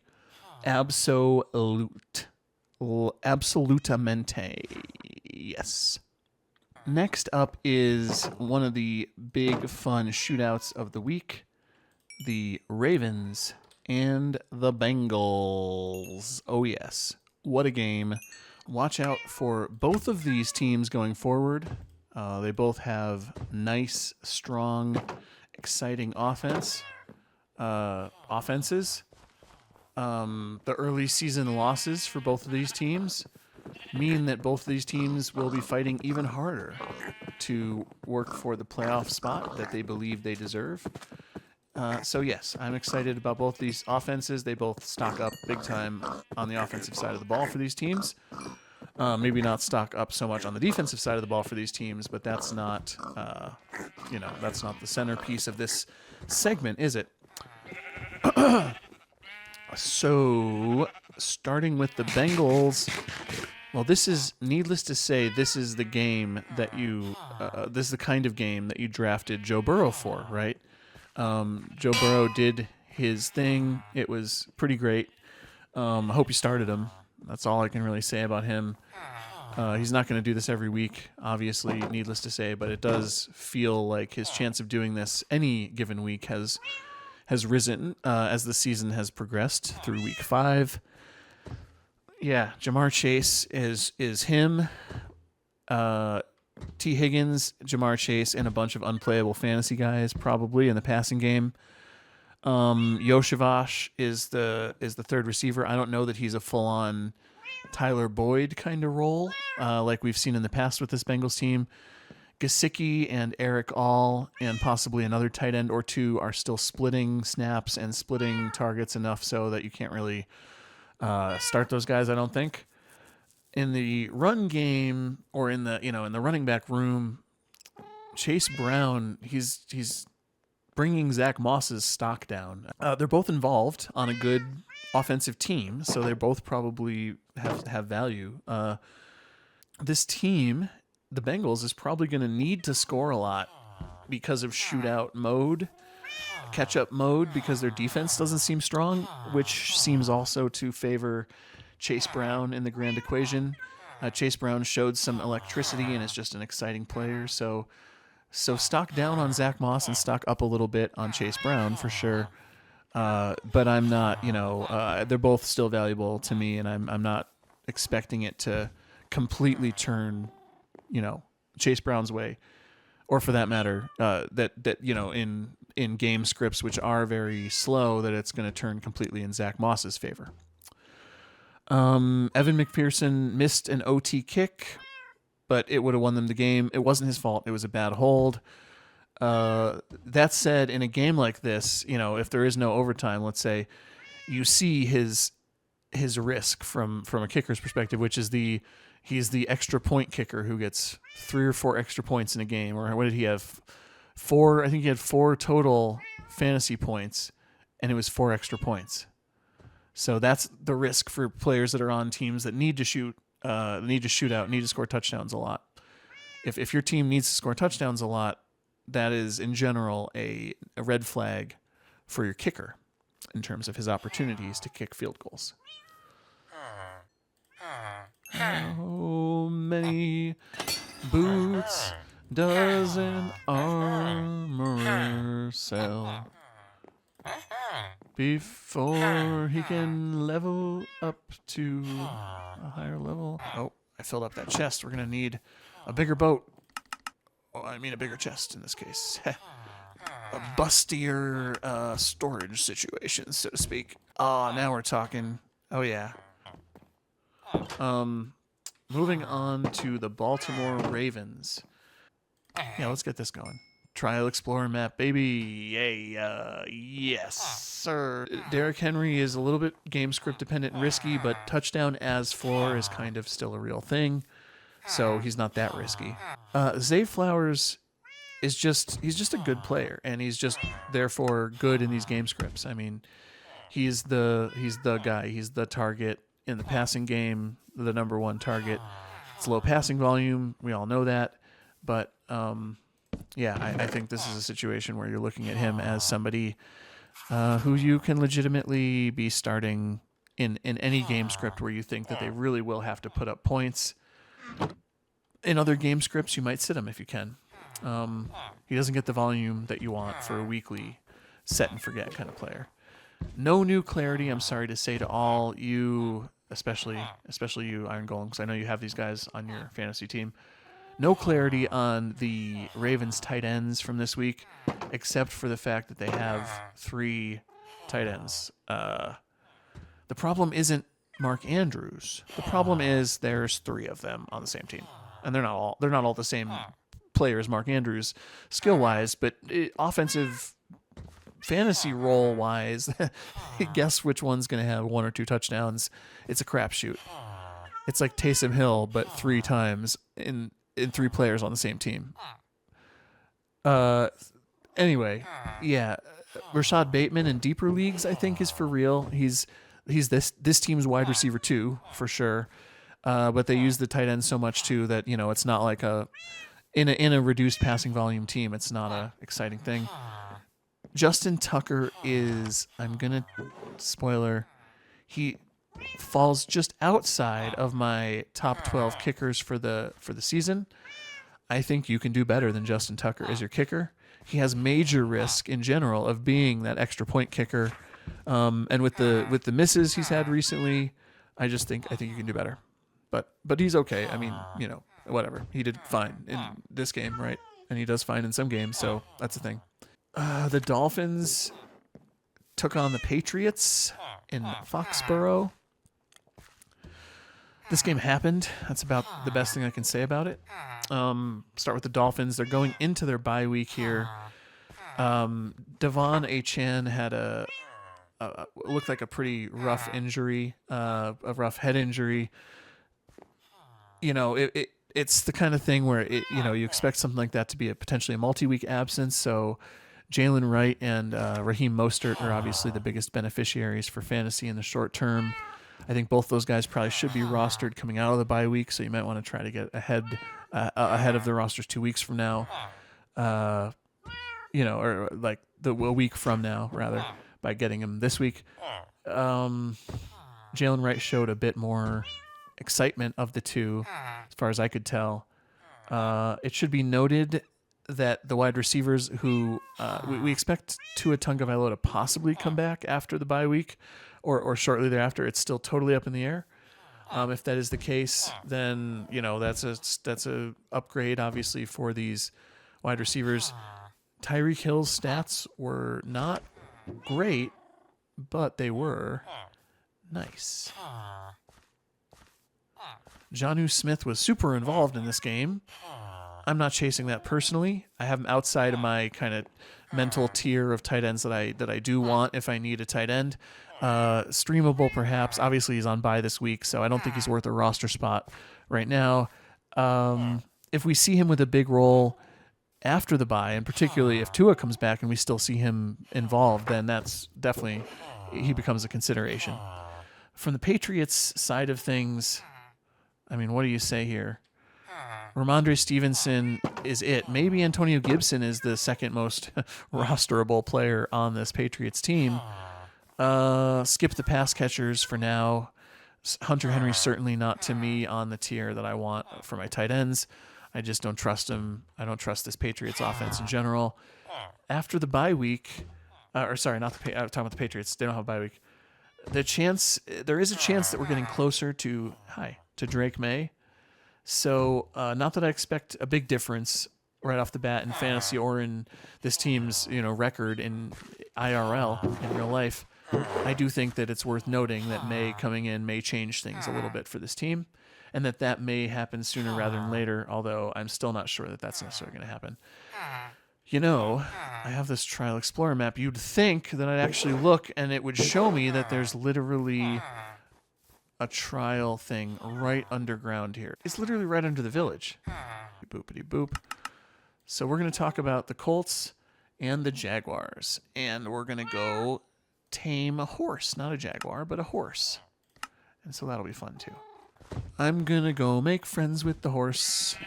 Okay, so the Colts, when Joe Flacco is throwing, it's much better for the pass catchers. The narrative that's going around, which I tend to believe, is that this team is going to prioritize Anthony Richardson's development over short-term passing or even offensive game success a little bit, and so we're not going to see Flacco, even if he is a better option right now for this team on offense.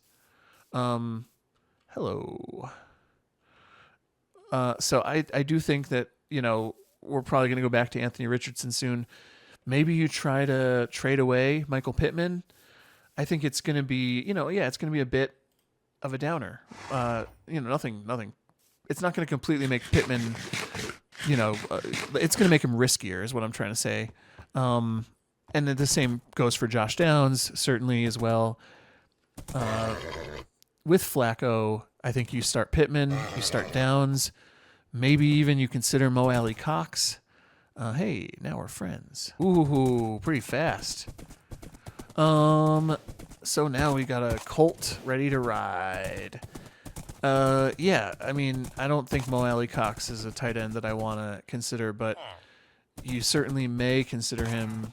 Particularly if Flacco is playing, obviously, I think Flacco adds value to all the pass catchers on that team. Trey Sermon, to my surprise, I mean, I underestimated him. He did serve as a pretty decent, replacement, understudy, so to speak, for Jonathan Taylor in this game. If he misses more time, I go with it. They move the ball with Flacco. It looks nice. And for now, I think you can just live right here, dude. Hope that's okay with you. I'll figure out some permanent living quarters soon for you guys. I think Flacco himself is fantasy viable. Someone might have dropped Anthony Richardson already in your league. I'm not complete. He's still a running quarterback with a lot of upside. So Richardson might be a streamer or somebody you want to pick up and try to hold and wait a couple weeks to see if he puts it together on a weekly basis. I don't know. It's a matter of wait and see a little bit in the quarterback situation with this team in terms of whether you start these guys. I would really not be necessarily trying to trade for them, and might be trying to trade them away. I don't know. I mean, I would just probably. I see the Colts at this point from a fantasy perspective as like a weirdly boom bust kind of risky fantasy team, up to and including Anthony Richardson, obviously, and all the pass catchers, everybody outside of the starting running back, obviously. The Jaguars, this was an interesting game here. We finally saw them put some pieces together. Hi there. I knew there was another horse over here. We saw them kind of put some stuff together. It looks like it's the Christian Kirk and Brian Thomas Jr. show. It's with the special guest being whoever the starting tight end is, and that's their passing offense there. I'm excited. about those players. I feel like, I mean, I'm excited specifically about Brian Thomas Jr. and his upside, but I think I feel good about literally those three players. And by, it might be Engram when he comes back completely taking that role over, but it feels like even for now, this guy is slow as a muv compared to that other horse. Oh, but he jumps high, which is nice, but he's slow as can be. I wonder if there's any other horses around here.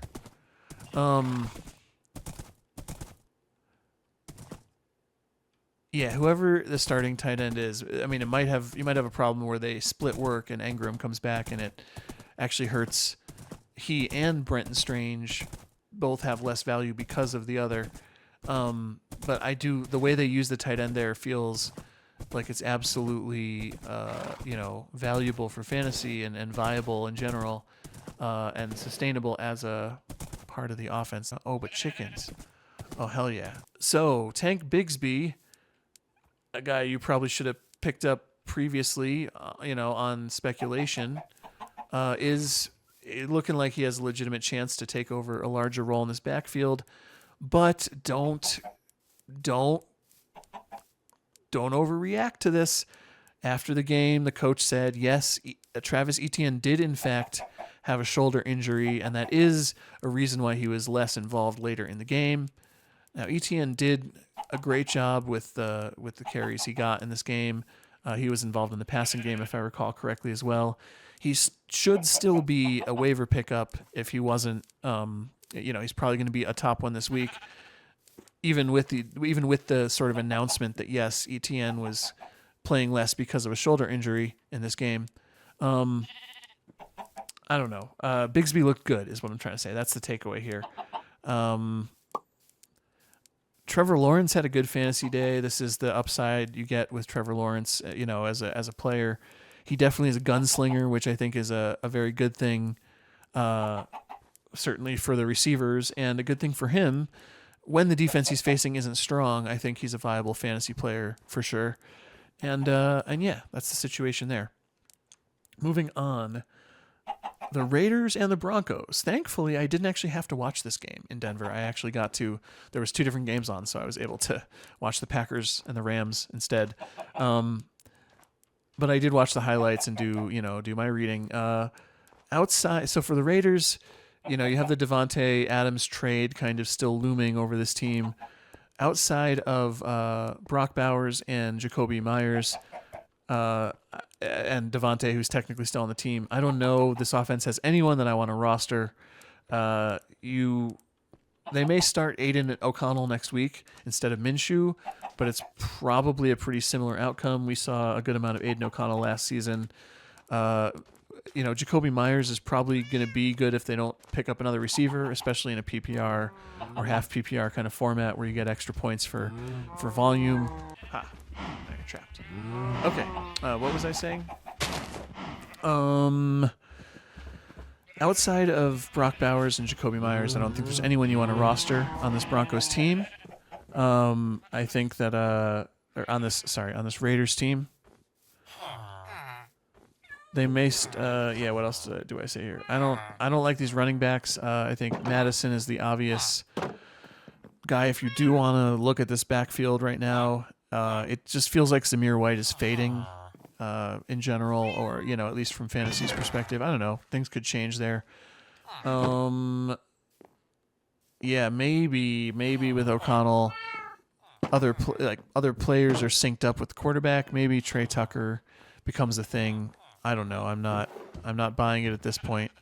I'm just going to let this team be this team until further notice, without me being involved as best as possible, unless I have Brock Bowers, in which case I'm just happy that I drafted Brock Bowers and nothing changes there. The Broncos, this is an interesting team now. So for quite a while, for the first few weeks of this season, I at least, and I think most people, were seeing this Broncos team as just a rollover, a good matchup for you to start a fantasy defense, a team that's going to just be kind of crappy this year and not really put much together. But you're seeing a pretty quick, I think, you're seeing Bo Nix go through a pretty fast adjustment to the NFL, and I think he's actually starting to show some signs that this team, albeit with plenty of help from the defense, will actually be a real team this year. Maybe not a playoff team. Maybe a playoff team, though, because they got off to a decent start. Their record is, 3-2 right now, I think.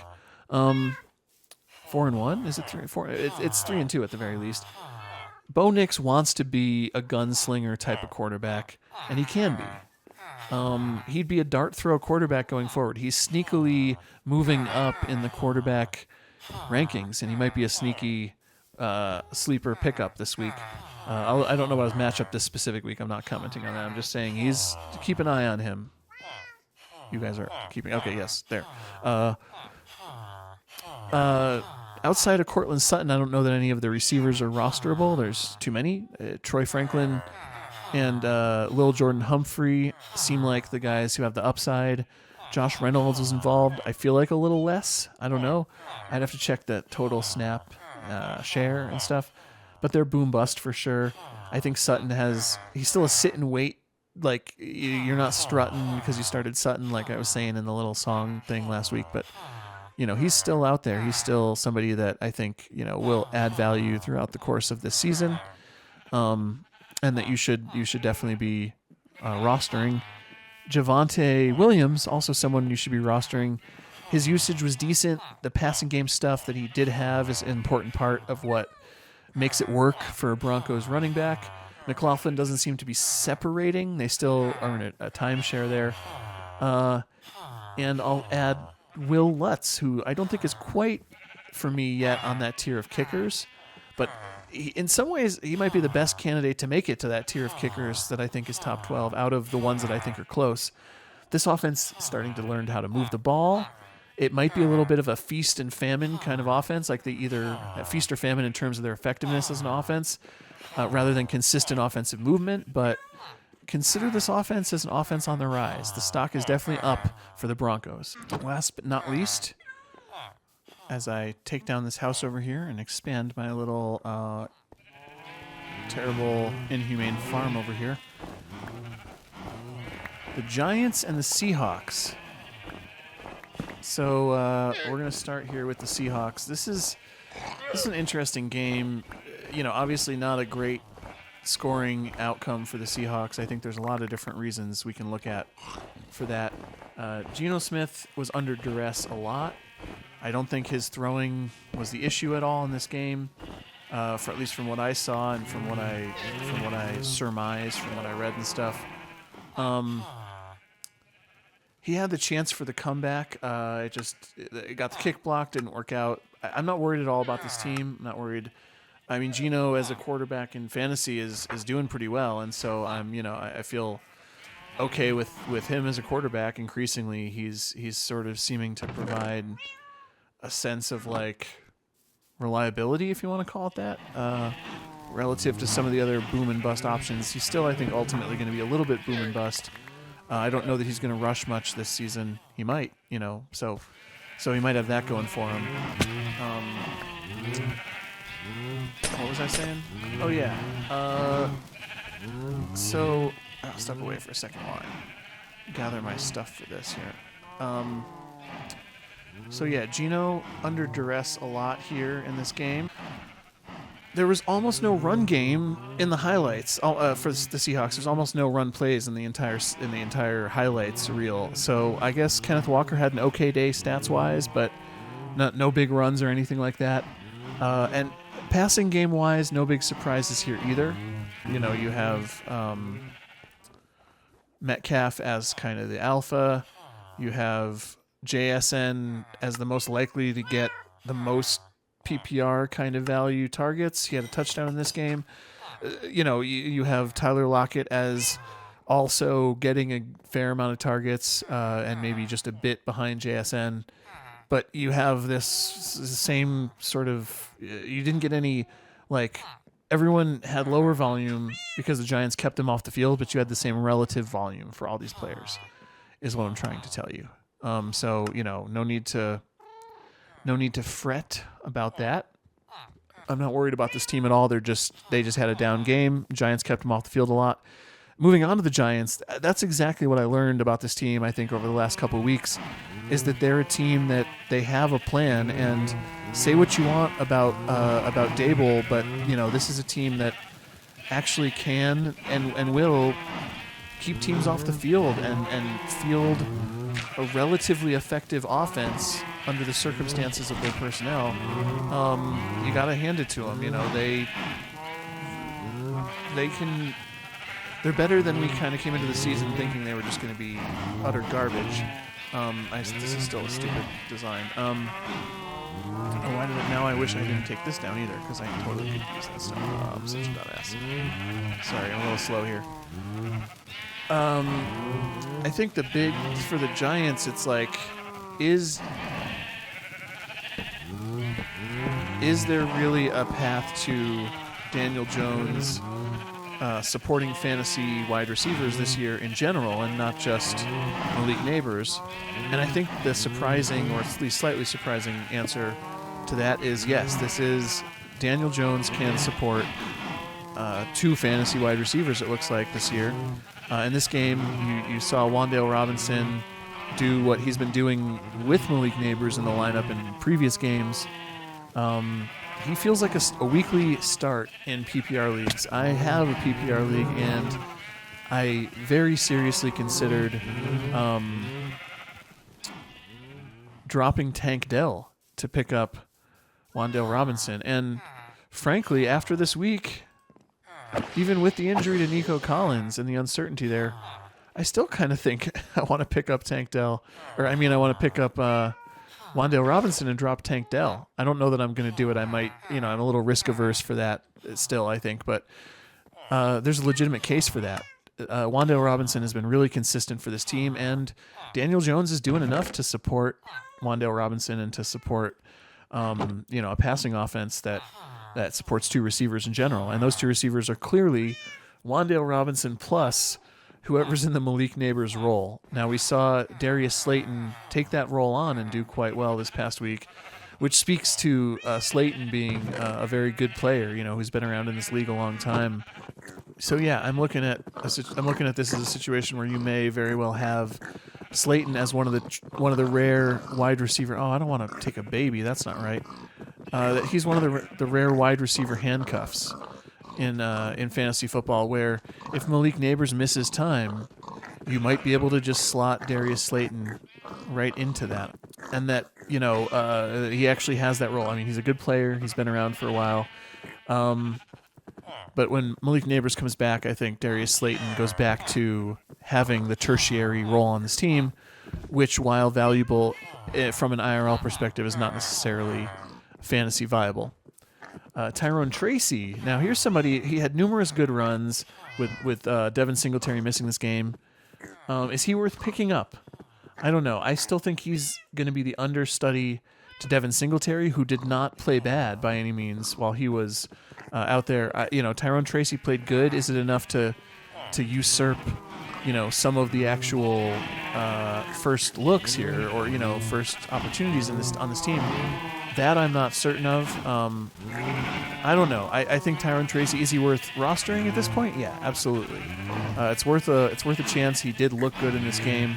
I think he's still going to be the understudy, but he may have some standalone value, or he may start to take over more of that backfield if he's truly a standout rookie who can really be highly effective at the NFL level. Then Devin Singletary is still just a guy, as they like to say. Nothing against him as a player or as a person. I do think he's actually a decent football player for sure. At this point in his career, he could be the lead back of a team, and you're feeling perfectly good about that. When you grow up, you see, I will put you into the murder chamber. What else do I want to say? This team might actually be a decent defense, and that should be noted. We might be looking at a situation where this actually is a team. Not that you want to start, weekly on defense or anything in fantasy. Oh, you fucking melting ass motherfucker! I'm gonna need more packed ice for this area. Packed ice doesn't melt. Yeah, the defense might actually be decent, which is interesting. I think of the Patriots in a similar vein this year. this is a team that's probably going to be annoying to play against from a fantasy perspective because the outcomes are going to be suppressed. You know, your players aren't going to do quite as well as they would, you know, on a normal week, so to speak, against the Giants, and they're just going to kind of be a suppressed scoring matchup.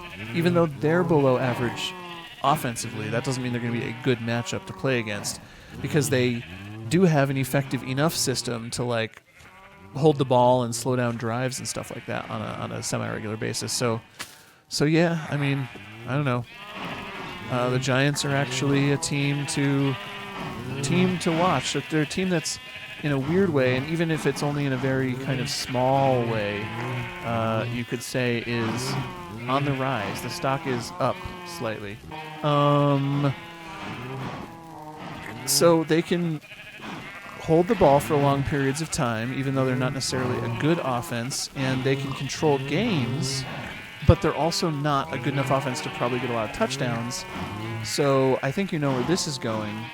My point is that these are factors that tell me that the kicker situation might be a good one, and specifically this time around in this situation, that Greg Joseph may be... they won't go in there. Why won't they go in there? Greg Joseph deserves consideration as a streamer. I don't have him quite in my top tier yet, but he falls into the category of players that I think could make their way into the top 10 or 12 kickers season long. That's it. That's all the teams and all the games we talked about. So I just got a little distracted towards the end. Now we can move on to the waivers section. I think that this trial chamber, I'm sorry to say, is going to have to wait until the next episode. I want to prepare for it and everything, and I just want to I have to get this content finished. Oh, look at you. Look who grew up. They grow up fast, right? That's what parents always say, is they grow up fast. Well, guess what? To your detriment, you guys grew up fast, and now you're going to go into the murder machine. And then we are going to change gears a little bit and get to the waivers section. It is so beautiful. This is like, I'm going to do here we go. I'm going to do the screenshot thing. This is the important stuff, right? You probably watch the games. You could read about the games. You want to hear who I think you should get on the waivers. Well, let's start at the running back position. I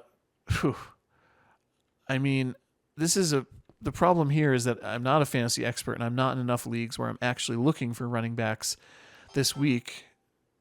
You know, there might be somebody on your waivers still like Rico Dowdle. A lot of shallower leagues, he still hadn't quite taken on a big enough role yet to get rostered in every league. So if he's out there, he's certainly somebody I would consider. I'll see if I can do this with third person cam. Tank Bigsby is an obvious, but I think a good option for you. If I don't think he's, I do believe that part of the reason he had such a good game was because of the injury to Travis Etienne. But either way, he looked good and has value for that reason. Someone like Tyrone Tracy falls in that same category. The Vikings are going into a bye. If they weren't going into a bye, I think Ty Chandler would be a top pickup. At this point, we have to also see, whether there's a expected timeline for Aaron Jones returning, and if there's any chance that it's longer than a week or two, I think Ty Chandler becomes a really valuable pickup. He's definitely in the category of an elite understudy with some standalone value here. On that note, someone like Braylon Allen, if your league is very shallow, or Bucky Irving, if your league is especially shallow, might still be out there, and they're worth a mention here. Tyler Algier as Al Michaels. Tyler Algier. Al Michaels says it's Algier. I don't know. I believe it's Algier because I believe Al Michaels would probably know how to pronounce it better than me. He should be rostered as well as somebody who has standalone value as well as being an elite handcuff. Also, players that aren't going to be available this week besides Ty Chandler, but Raheem Mostert, if he got to your waivers, and Jalen Wright from the Miami Dolphins. Remember, they may have Tua back, so those guys may increase in value going forward. That is, the whole Dolphins team may take a big spike or make a big improvement, increase in their overall value. And then in terms of like guys that are probably actually out on your waivers, I don't know. I mean, it's not a great week for running backs, in my opinion. Roshan Johnson might still be out there. Are these villagers all gone now? Sweet. I'm closing this gate then.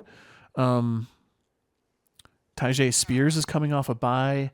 Maybe his role grows based on stuff that they changed coming off a bye. Otherwise, I don't know. Justice Hill still has value, and there's a good chance he's still out on your waivers. And who else? Roshan Johnson. Did I mention Roshan Johnson? He's got the goal line work, and he's got the secondary role after DeAndre Swift and that Bears backfield on a potentially improving team. So if I did have to pick somebody up who's on waivers still, and I think he's somebody who might be out there on waivers.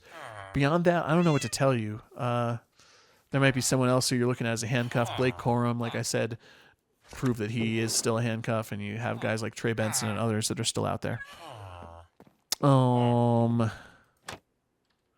Heyo, secret back entrance. Wide receiver, it is a good week for wide receiver, in my opinion. Yeah, I mean, just in general, wide receiver is sometimes easier to come by at this point in the season off the waivers, generally speaking. Darnell Mooney, if he's still out there, is a top option. Juju Smith-Schuster, after what we saw Monday night, is probably pretty much right up there as a top waiver option at the wide receiver position. I don't expect him to be every week startable. I don't expect him to become like a steady wide receiver 2 or wide receiver 3 quite the way that Darnell Mooney, I think. I don't know. I guess I'd have Mooney a little bit higher. Josh Downs, if he's still out there, is right up there. Wan'Dale Robinson, if he's still out there, in PPR especially. Michael Wilson is right up there with those other guys I mentioned, and I compared him with Jalen Tolbert before. I think they're close to the same level. You could look at Alan Lazard and or Mike Williams. If I don't know which one. I mentioned Tolbert. Xavier Legette was injured, not expected to miss time. I do still think Xavier Legette has value for your fantasy team and that he's worth a pickup. Keon Coleman, to me, still feels like a stash. He may not have value immediately, but he may hold value longer term. I'm okay with him sitting on the waivers a little bit longer till we wait and see. Quentin Johnston is coming off a bye, or Ladd McConkey, if one or both of those guys got dropped or ended up on your waivers. I still think I'd take them over Keon Coleman. I think they have value. Whittington had the injury. Otherwise, I'd say he's the only Rams receiver I'd consider. Jerry Jeudy, if he made it to the waivers, I think will hold value longer term and someone might just be out on this Browns team and he might be a sneaky value off the waivers. That's all I got there. So for quarterbacks, check for Baker Mayfield being out there. If not, then two players who might, there's still no guarantee these guys are out there, but that might be out here, might be out there on your waivers. Justin Fields, Caleb Williams. Those would be my targets probably. I don't know who's on the waivers in each league, obviously, so there might be other players. You can chase points with Kirk Cousins if you want. I think he's going to be a boom-bust guy for fantasy. With that said, he has a good matchup week 6. Quietly, Bo Nix is coming along, and he had a good fantasy day this week, albeit against a bad defense. So I'm not ready to trust him yet, but I think there's something to be, said for keeping an eye on this Broncos team. They are an improving team, and they will continue improving, in my opinion.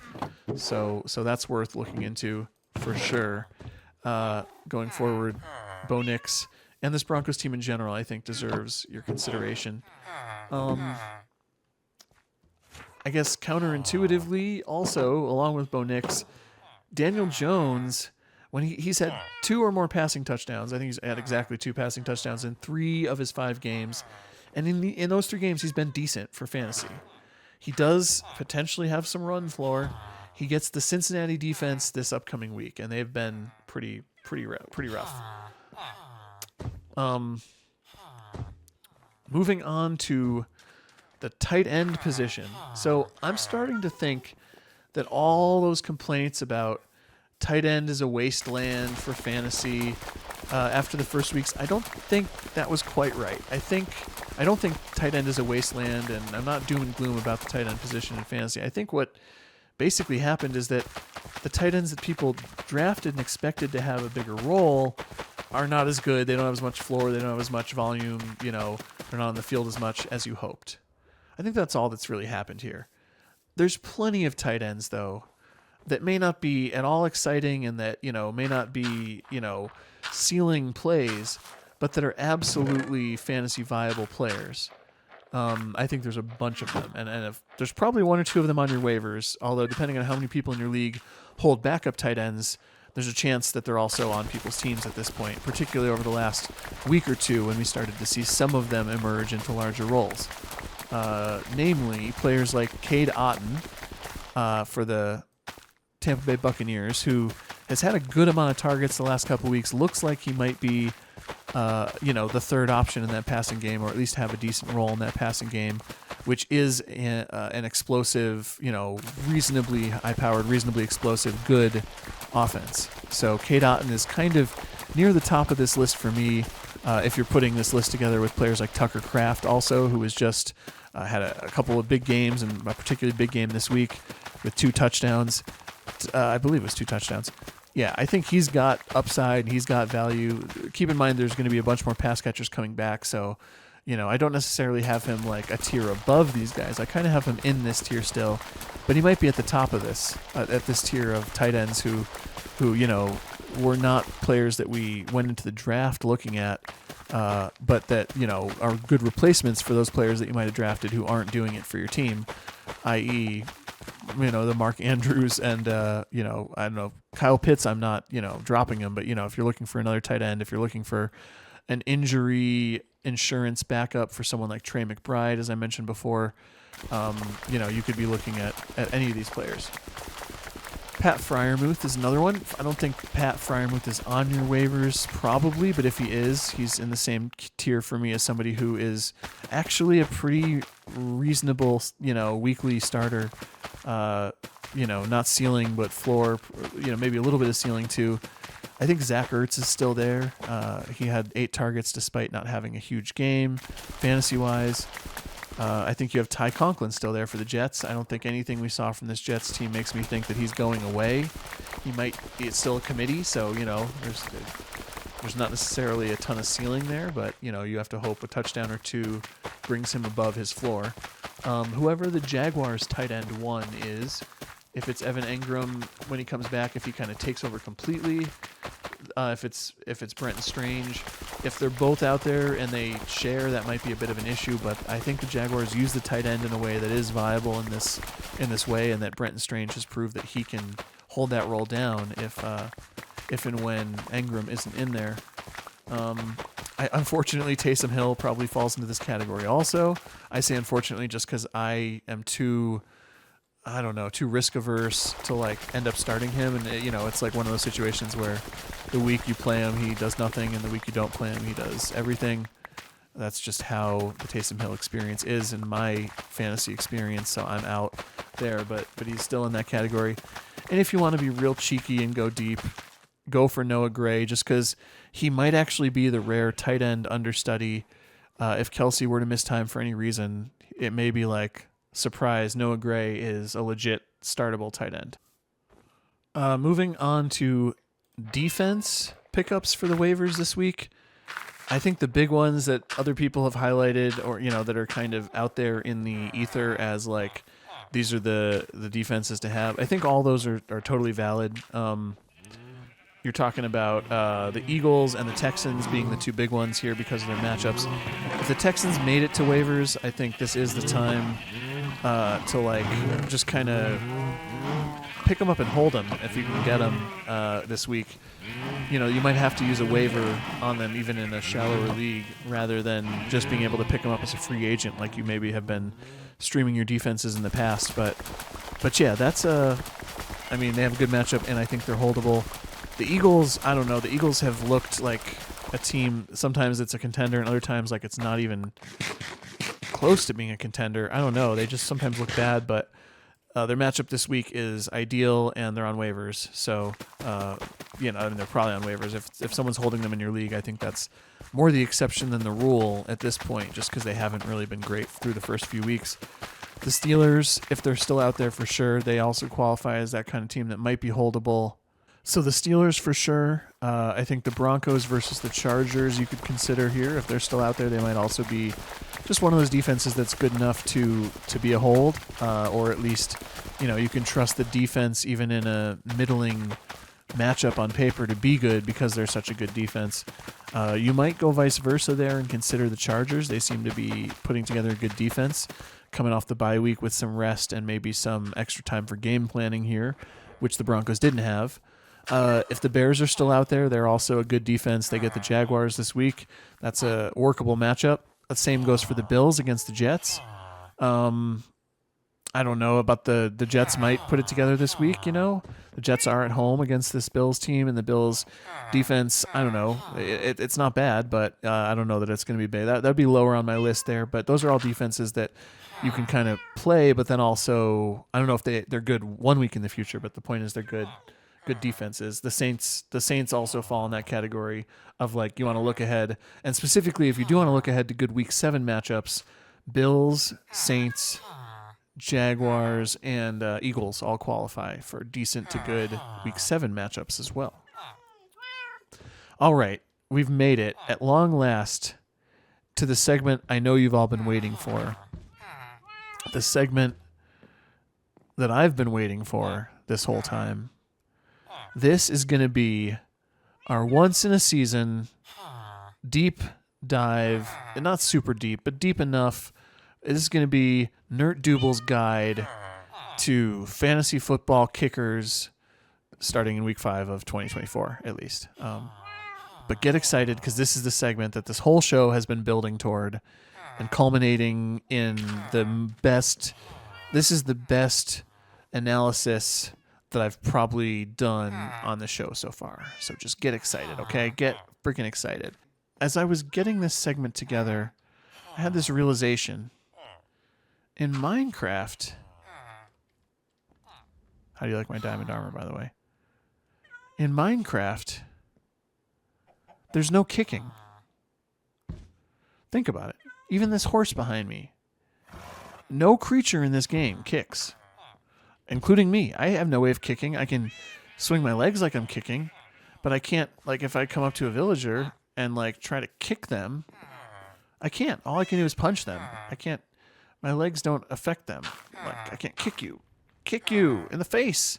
It doesn't work, see? I can't. I try, but I can't. There's no kicking in Minecraft. There's no takeaway from that. I don't have any segue from that. But there's no kicking in Minecraft. It just doesn't happen. But there is kicking in American football. And this week we saw muffed kicks. We saw blocked kicks.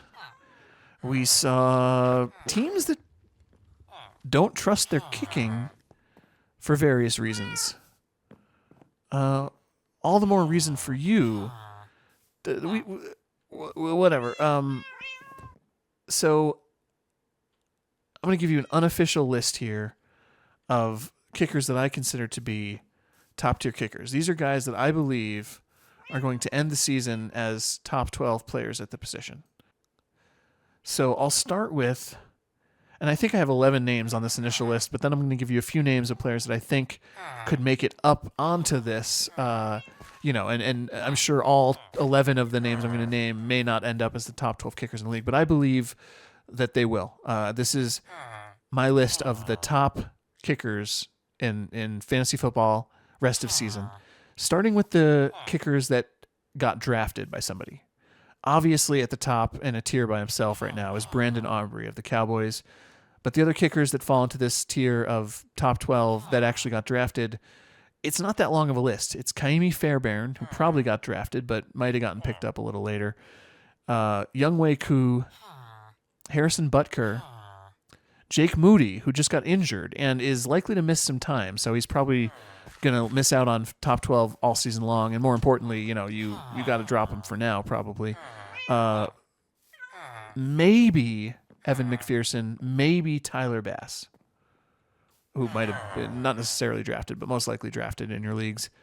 That's the list. So that's not counting Moody. That's 1, 2, 3, 4, maybe 5 kickers out of the top 12. The kickers that probably didn't get drafted that are in the top 12 for me are as follows. Chase McLaughlin of the Bucks. And these guys are in no particular order. I'm just saying this is the tier. This is the whole tier listed off. Chase McLaughlin, Chris Boswell, Cairo Santos, Cameron Dicker, Will Reichard moving up, and probably Austin Seibert. I think that's a total of 11 if you count both McPherson and Bass in that list. Now, second tier kickers that I think might be climbing into that first tier, here's your handful of names. Will Lutz of the Broncos, Blake Grupe of the Saints, Cam Little, the kicker for the Jacksonville Jaguars, Greg Joseph of the New York Giants, and I guess I'll throw in, I haven't really watched this team at all, but Nick Folk of the Tennessee Titans. And I will throw a bone to the fantasy players out there, and yes, I'll throw in to this tier Justin Tucker, although I do not think he's a top 12 kicker this year, and I think you can do better, and you can drop him for somebody better. That's my hot take. But I do think Justin Tucker falls into this tier of players who might make their way into the top 12. And because they're rookies and we don't yet know if they're going to get more of the, especially like the longer kicks and stuff, I'm going to add two more rookies in addition to Cam Little, which is Jake Bates and Joshua Carty. Jake Bates for the Lions and Joshua Carty playing for the Rams. If you didn't hear the name of your kicker listed in either of those segments or in any of those groups above, I believe you should be dropping them for one of the players I listed. At least one of those guys I listed is out on your waivers. At least probably two or three are out there on your waivers. Yes, I'm talking to you, Jake Elliott, Greg Zuerlein, Dustin Hopkins, Jason Myers, Jason Sanders. I don't know who else got drafted in your league, but there's some people with those kickers starting, and I think those guys should all be dropped. If your player was listed on a tier below the top, you may consider dropping them for a kicker I put on the tier above them, and yes, I do mean Justin Tucker. Unless you're paying more attention than I am to that particular kicker, like if it's your team and you're paying close attention and you see reason to trust them going forward, by all means, I'm no expert on this. I'm just saying I'm just somebody who does pay attention to this position, and I really believe in what I'm saying here. If you're streaming kickers on a weekly basis, my suggestion is just to stay generally within those names I listed, if possible. You can still be switching week to week, especially if your league is shallow enough that a lot of these guys aren't getting picked up and held. But the biggest thing you can do to improve your outcomes with kicker is to think about potential game script in a little bit of depth when choosing a kicker. With that said, with the idea that you can stream every week being absolutely fine every season in fantasy football, I suggest, just for your own sake, finding one of those players, or maybe swapping between a couple, but finding one of those players that you can hold. I think players like Chase McLaughlin, despite my mistake of starting him the week he scored 1 point and then dropping him while he subsequently had 2 good weeks, he's the kind of player that I think you can just set and forget. I think a lot of those guys on that tier are going to be set and forget players. They might be a little bit matchup dependent, and so you may still want to stream at times. But I believe you can, in the early part of the season, the last few weeks, you start to, especially if nobody cares about kickers in your league, maybe even you can do this all season, you pay attention to which kickers are looking like they're going to be top 12 season long, which ones in particular you think can trend towards the top half of that top 12.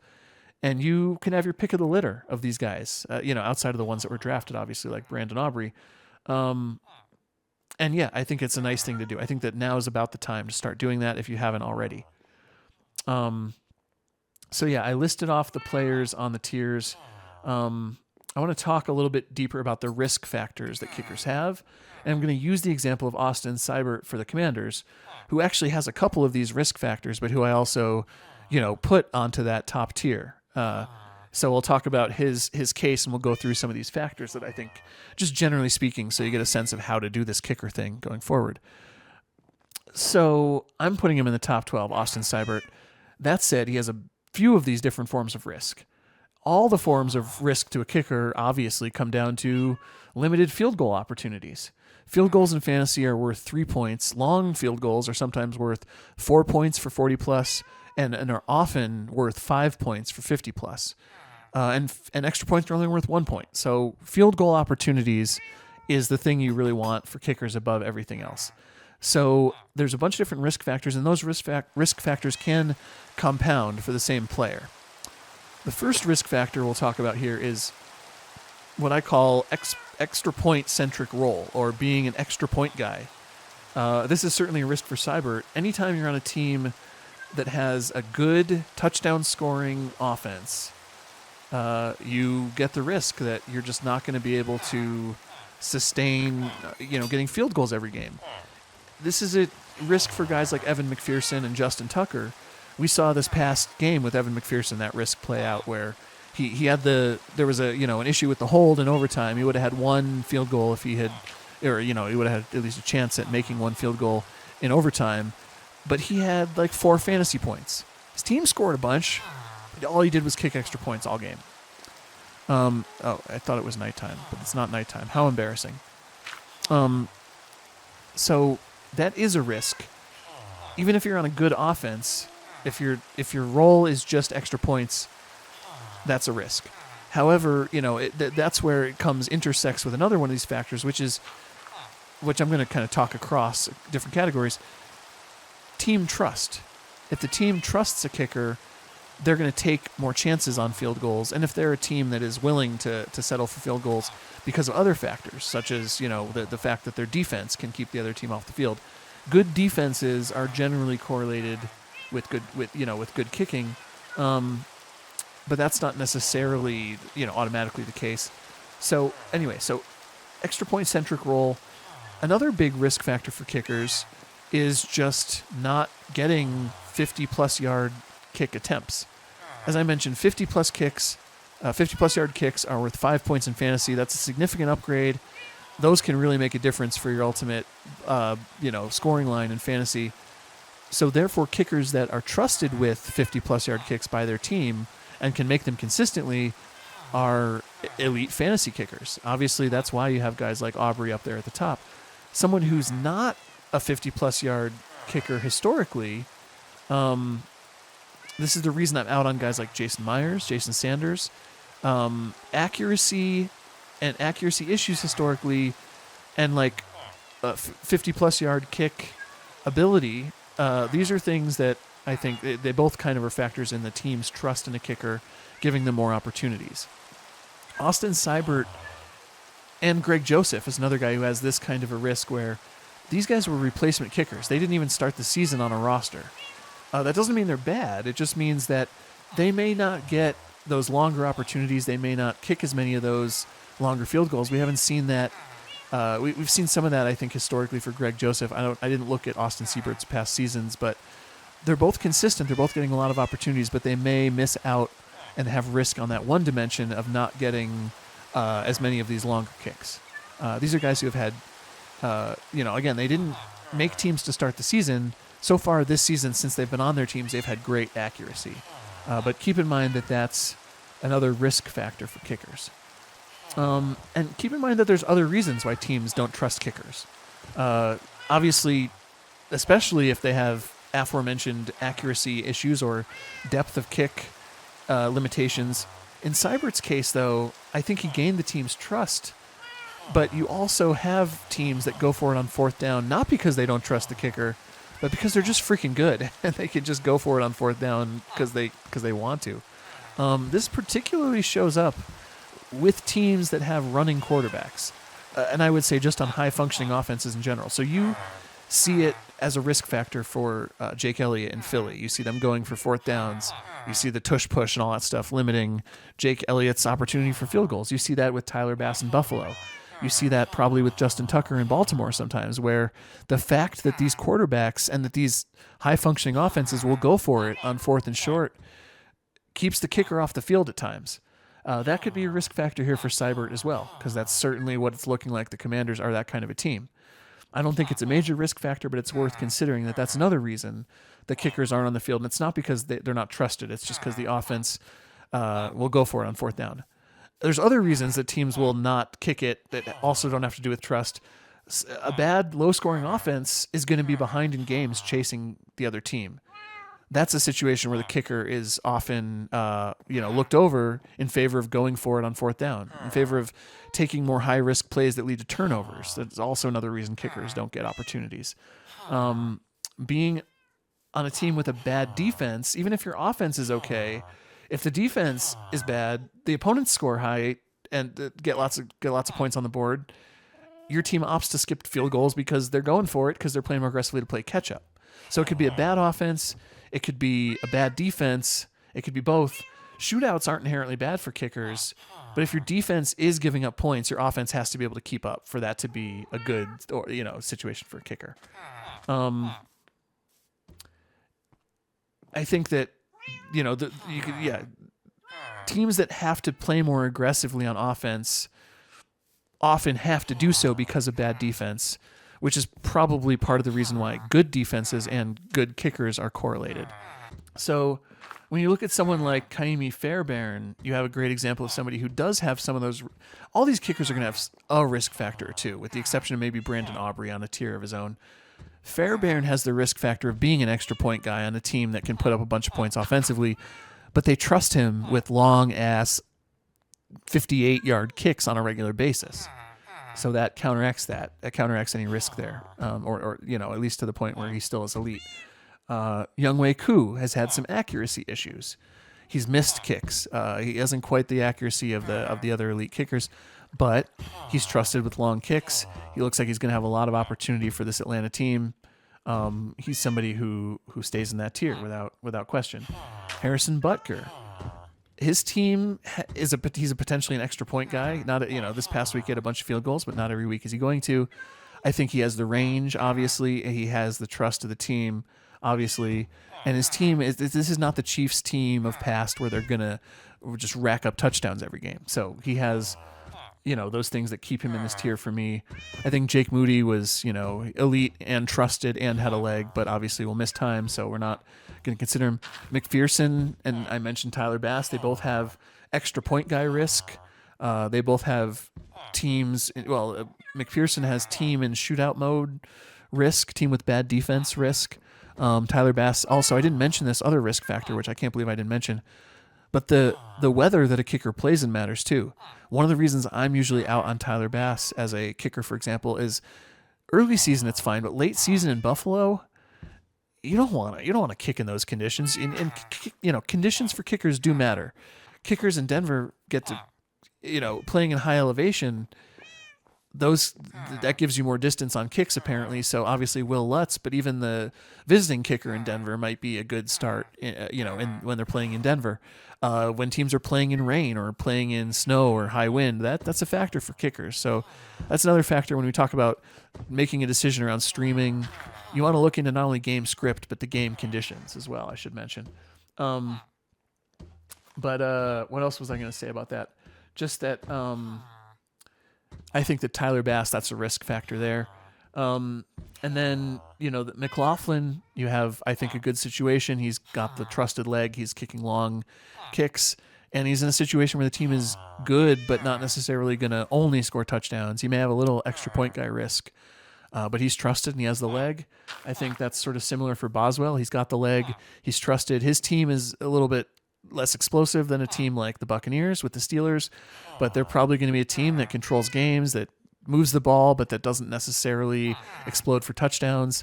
Game script dependent a little bit maybe because of chasing, their defense is good, but they may need to score touchdowns in games like we saw this past week with the Cowboys.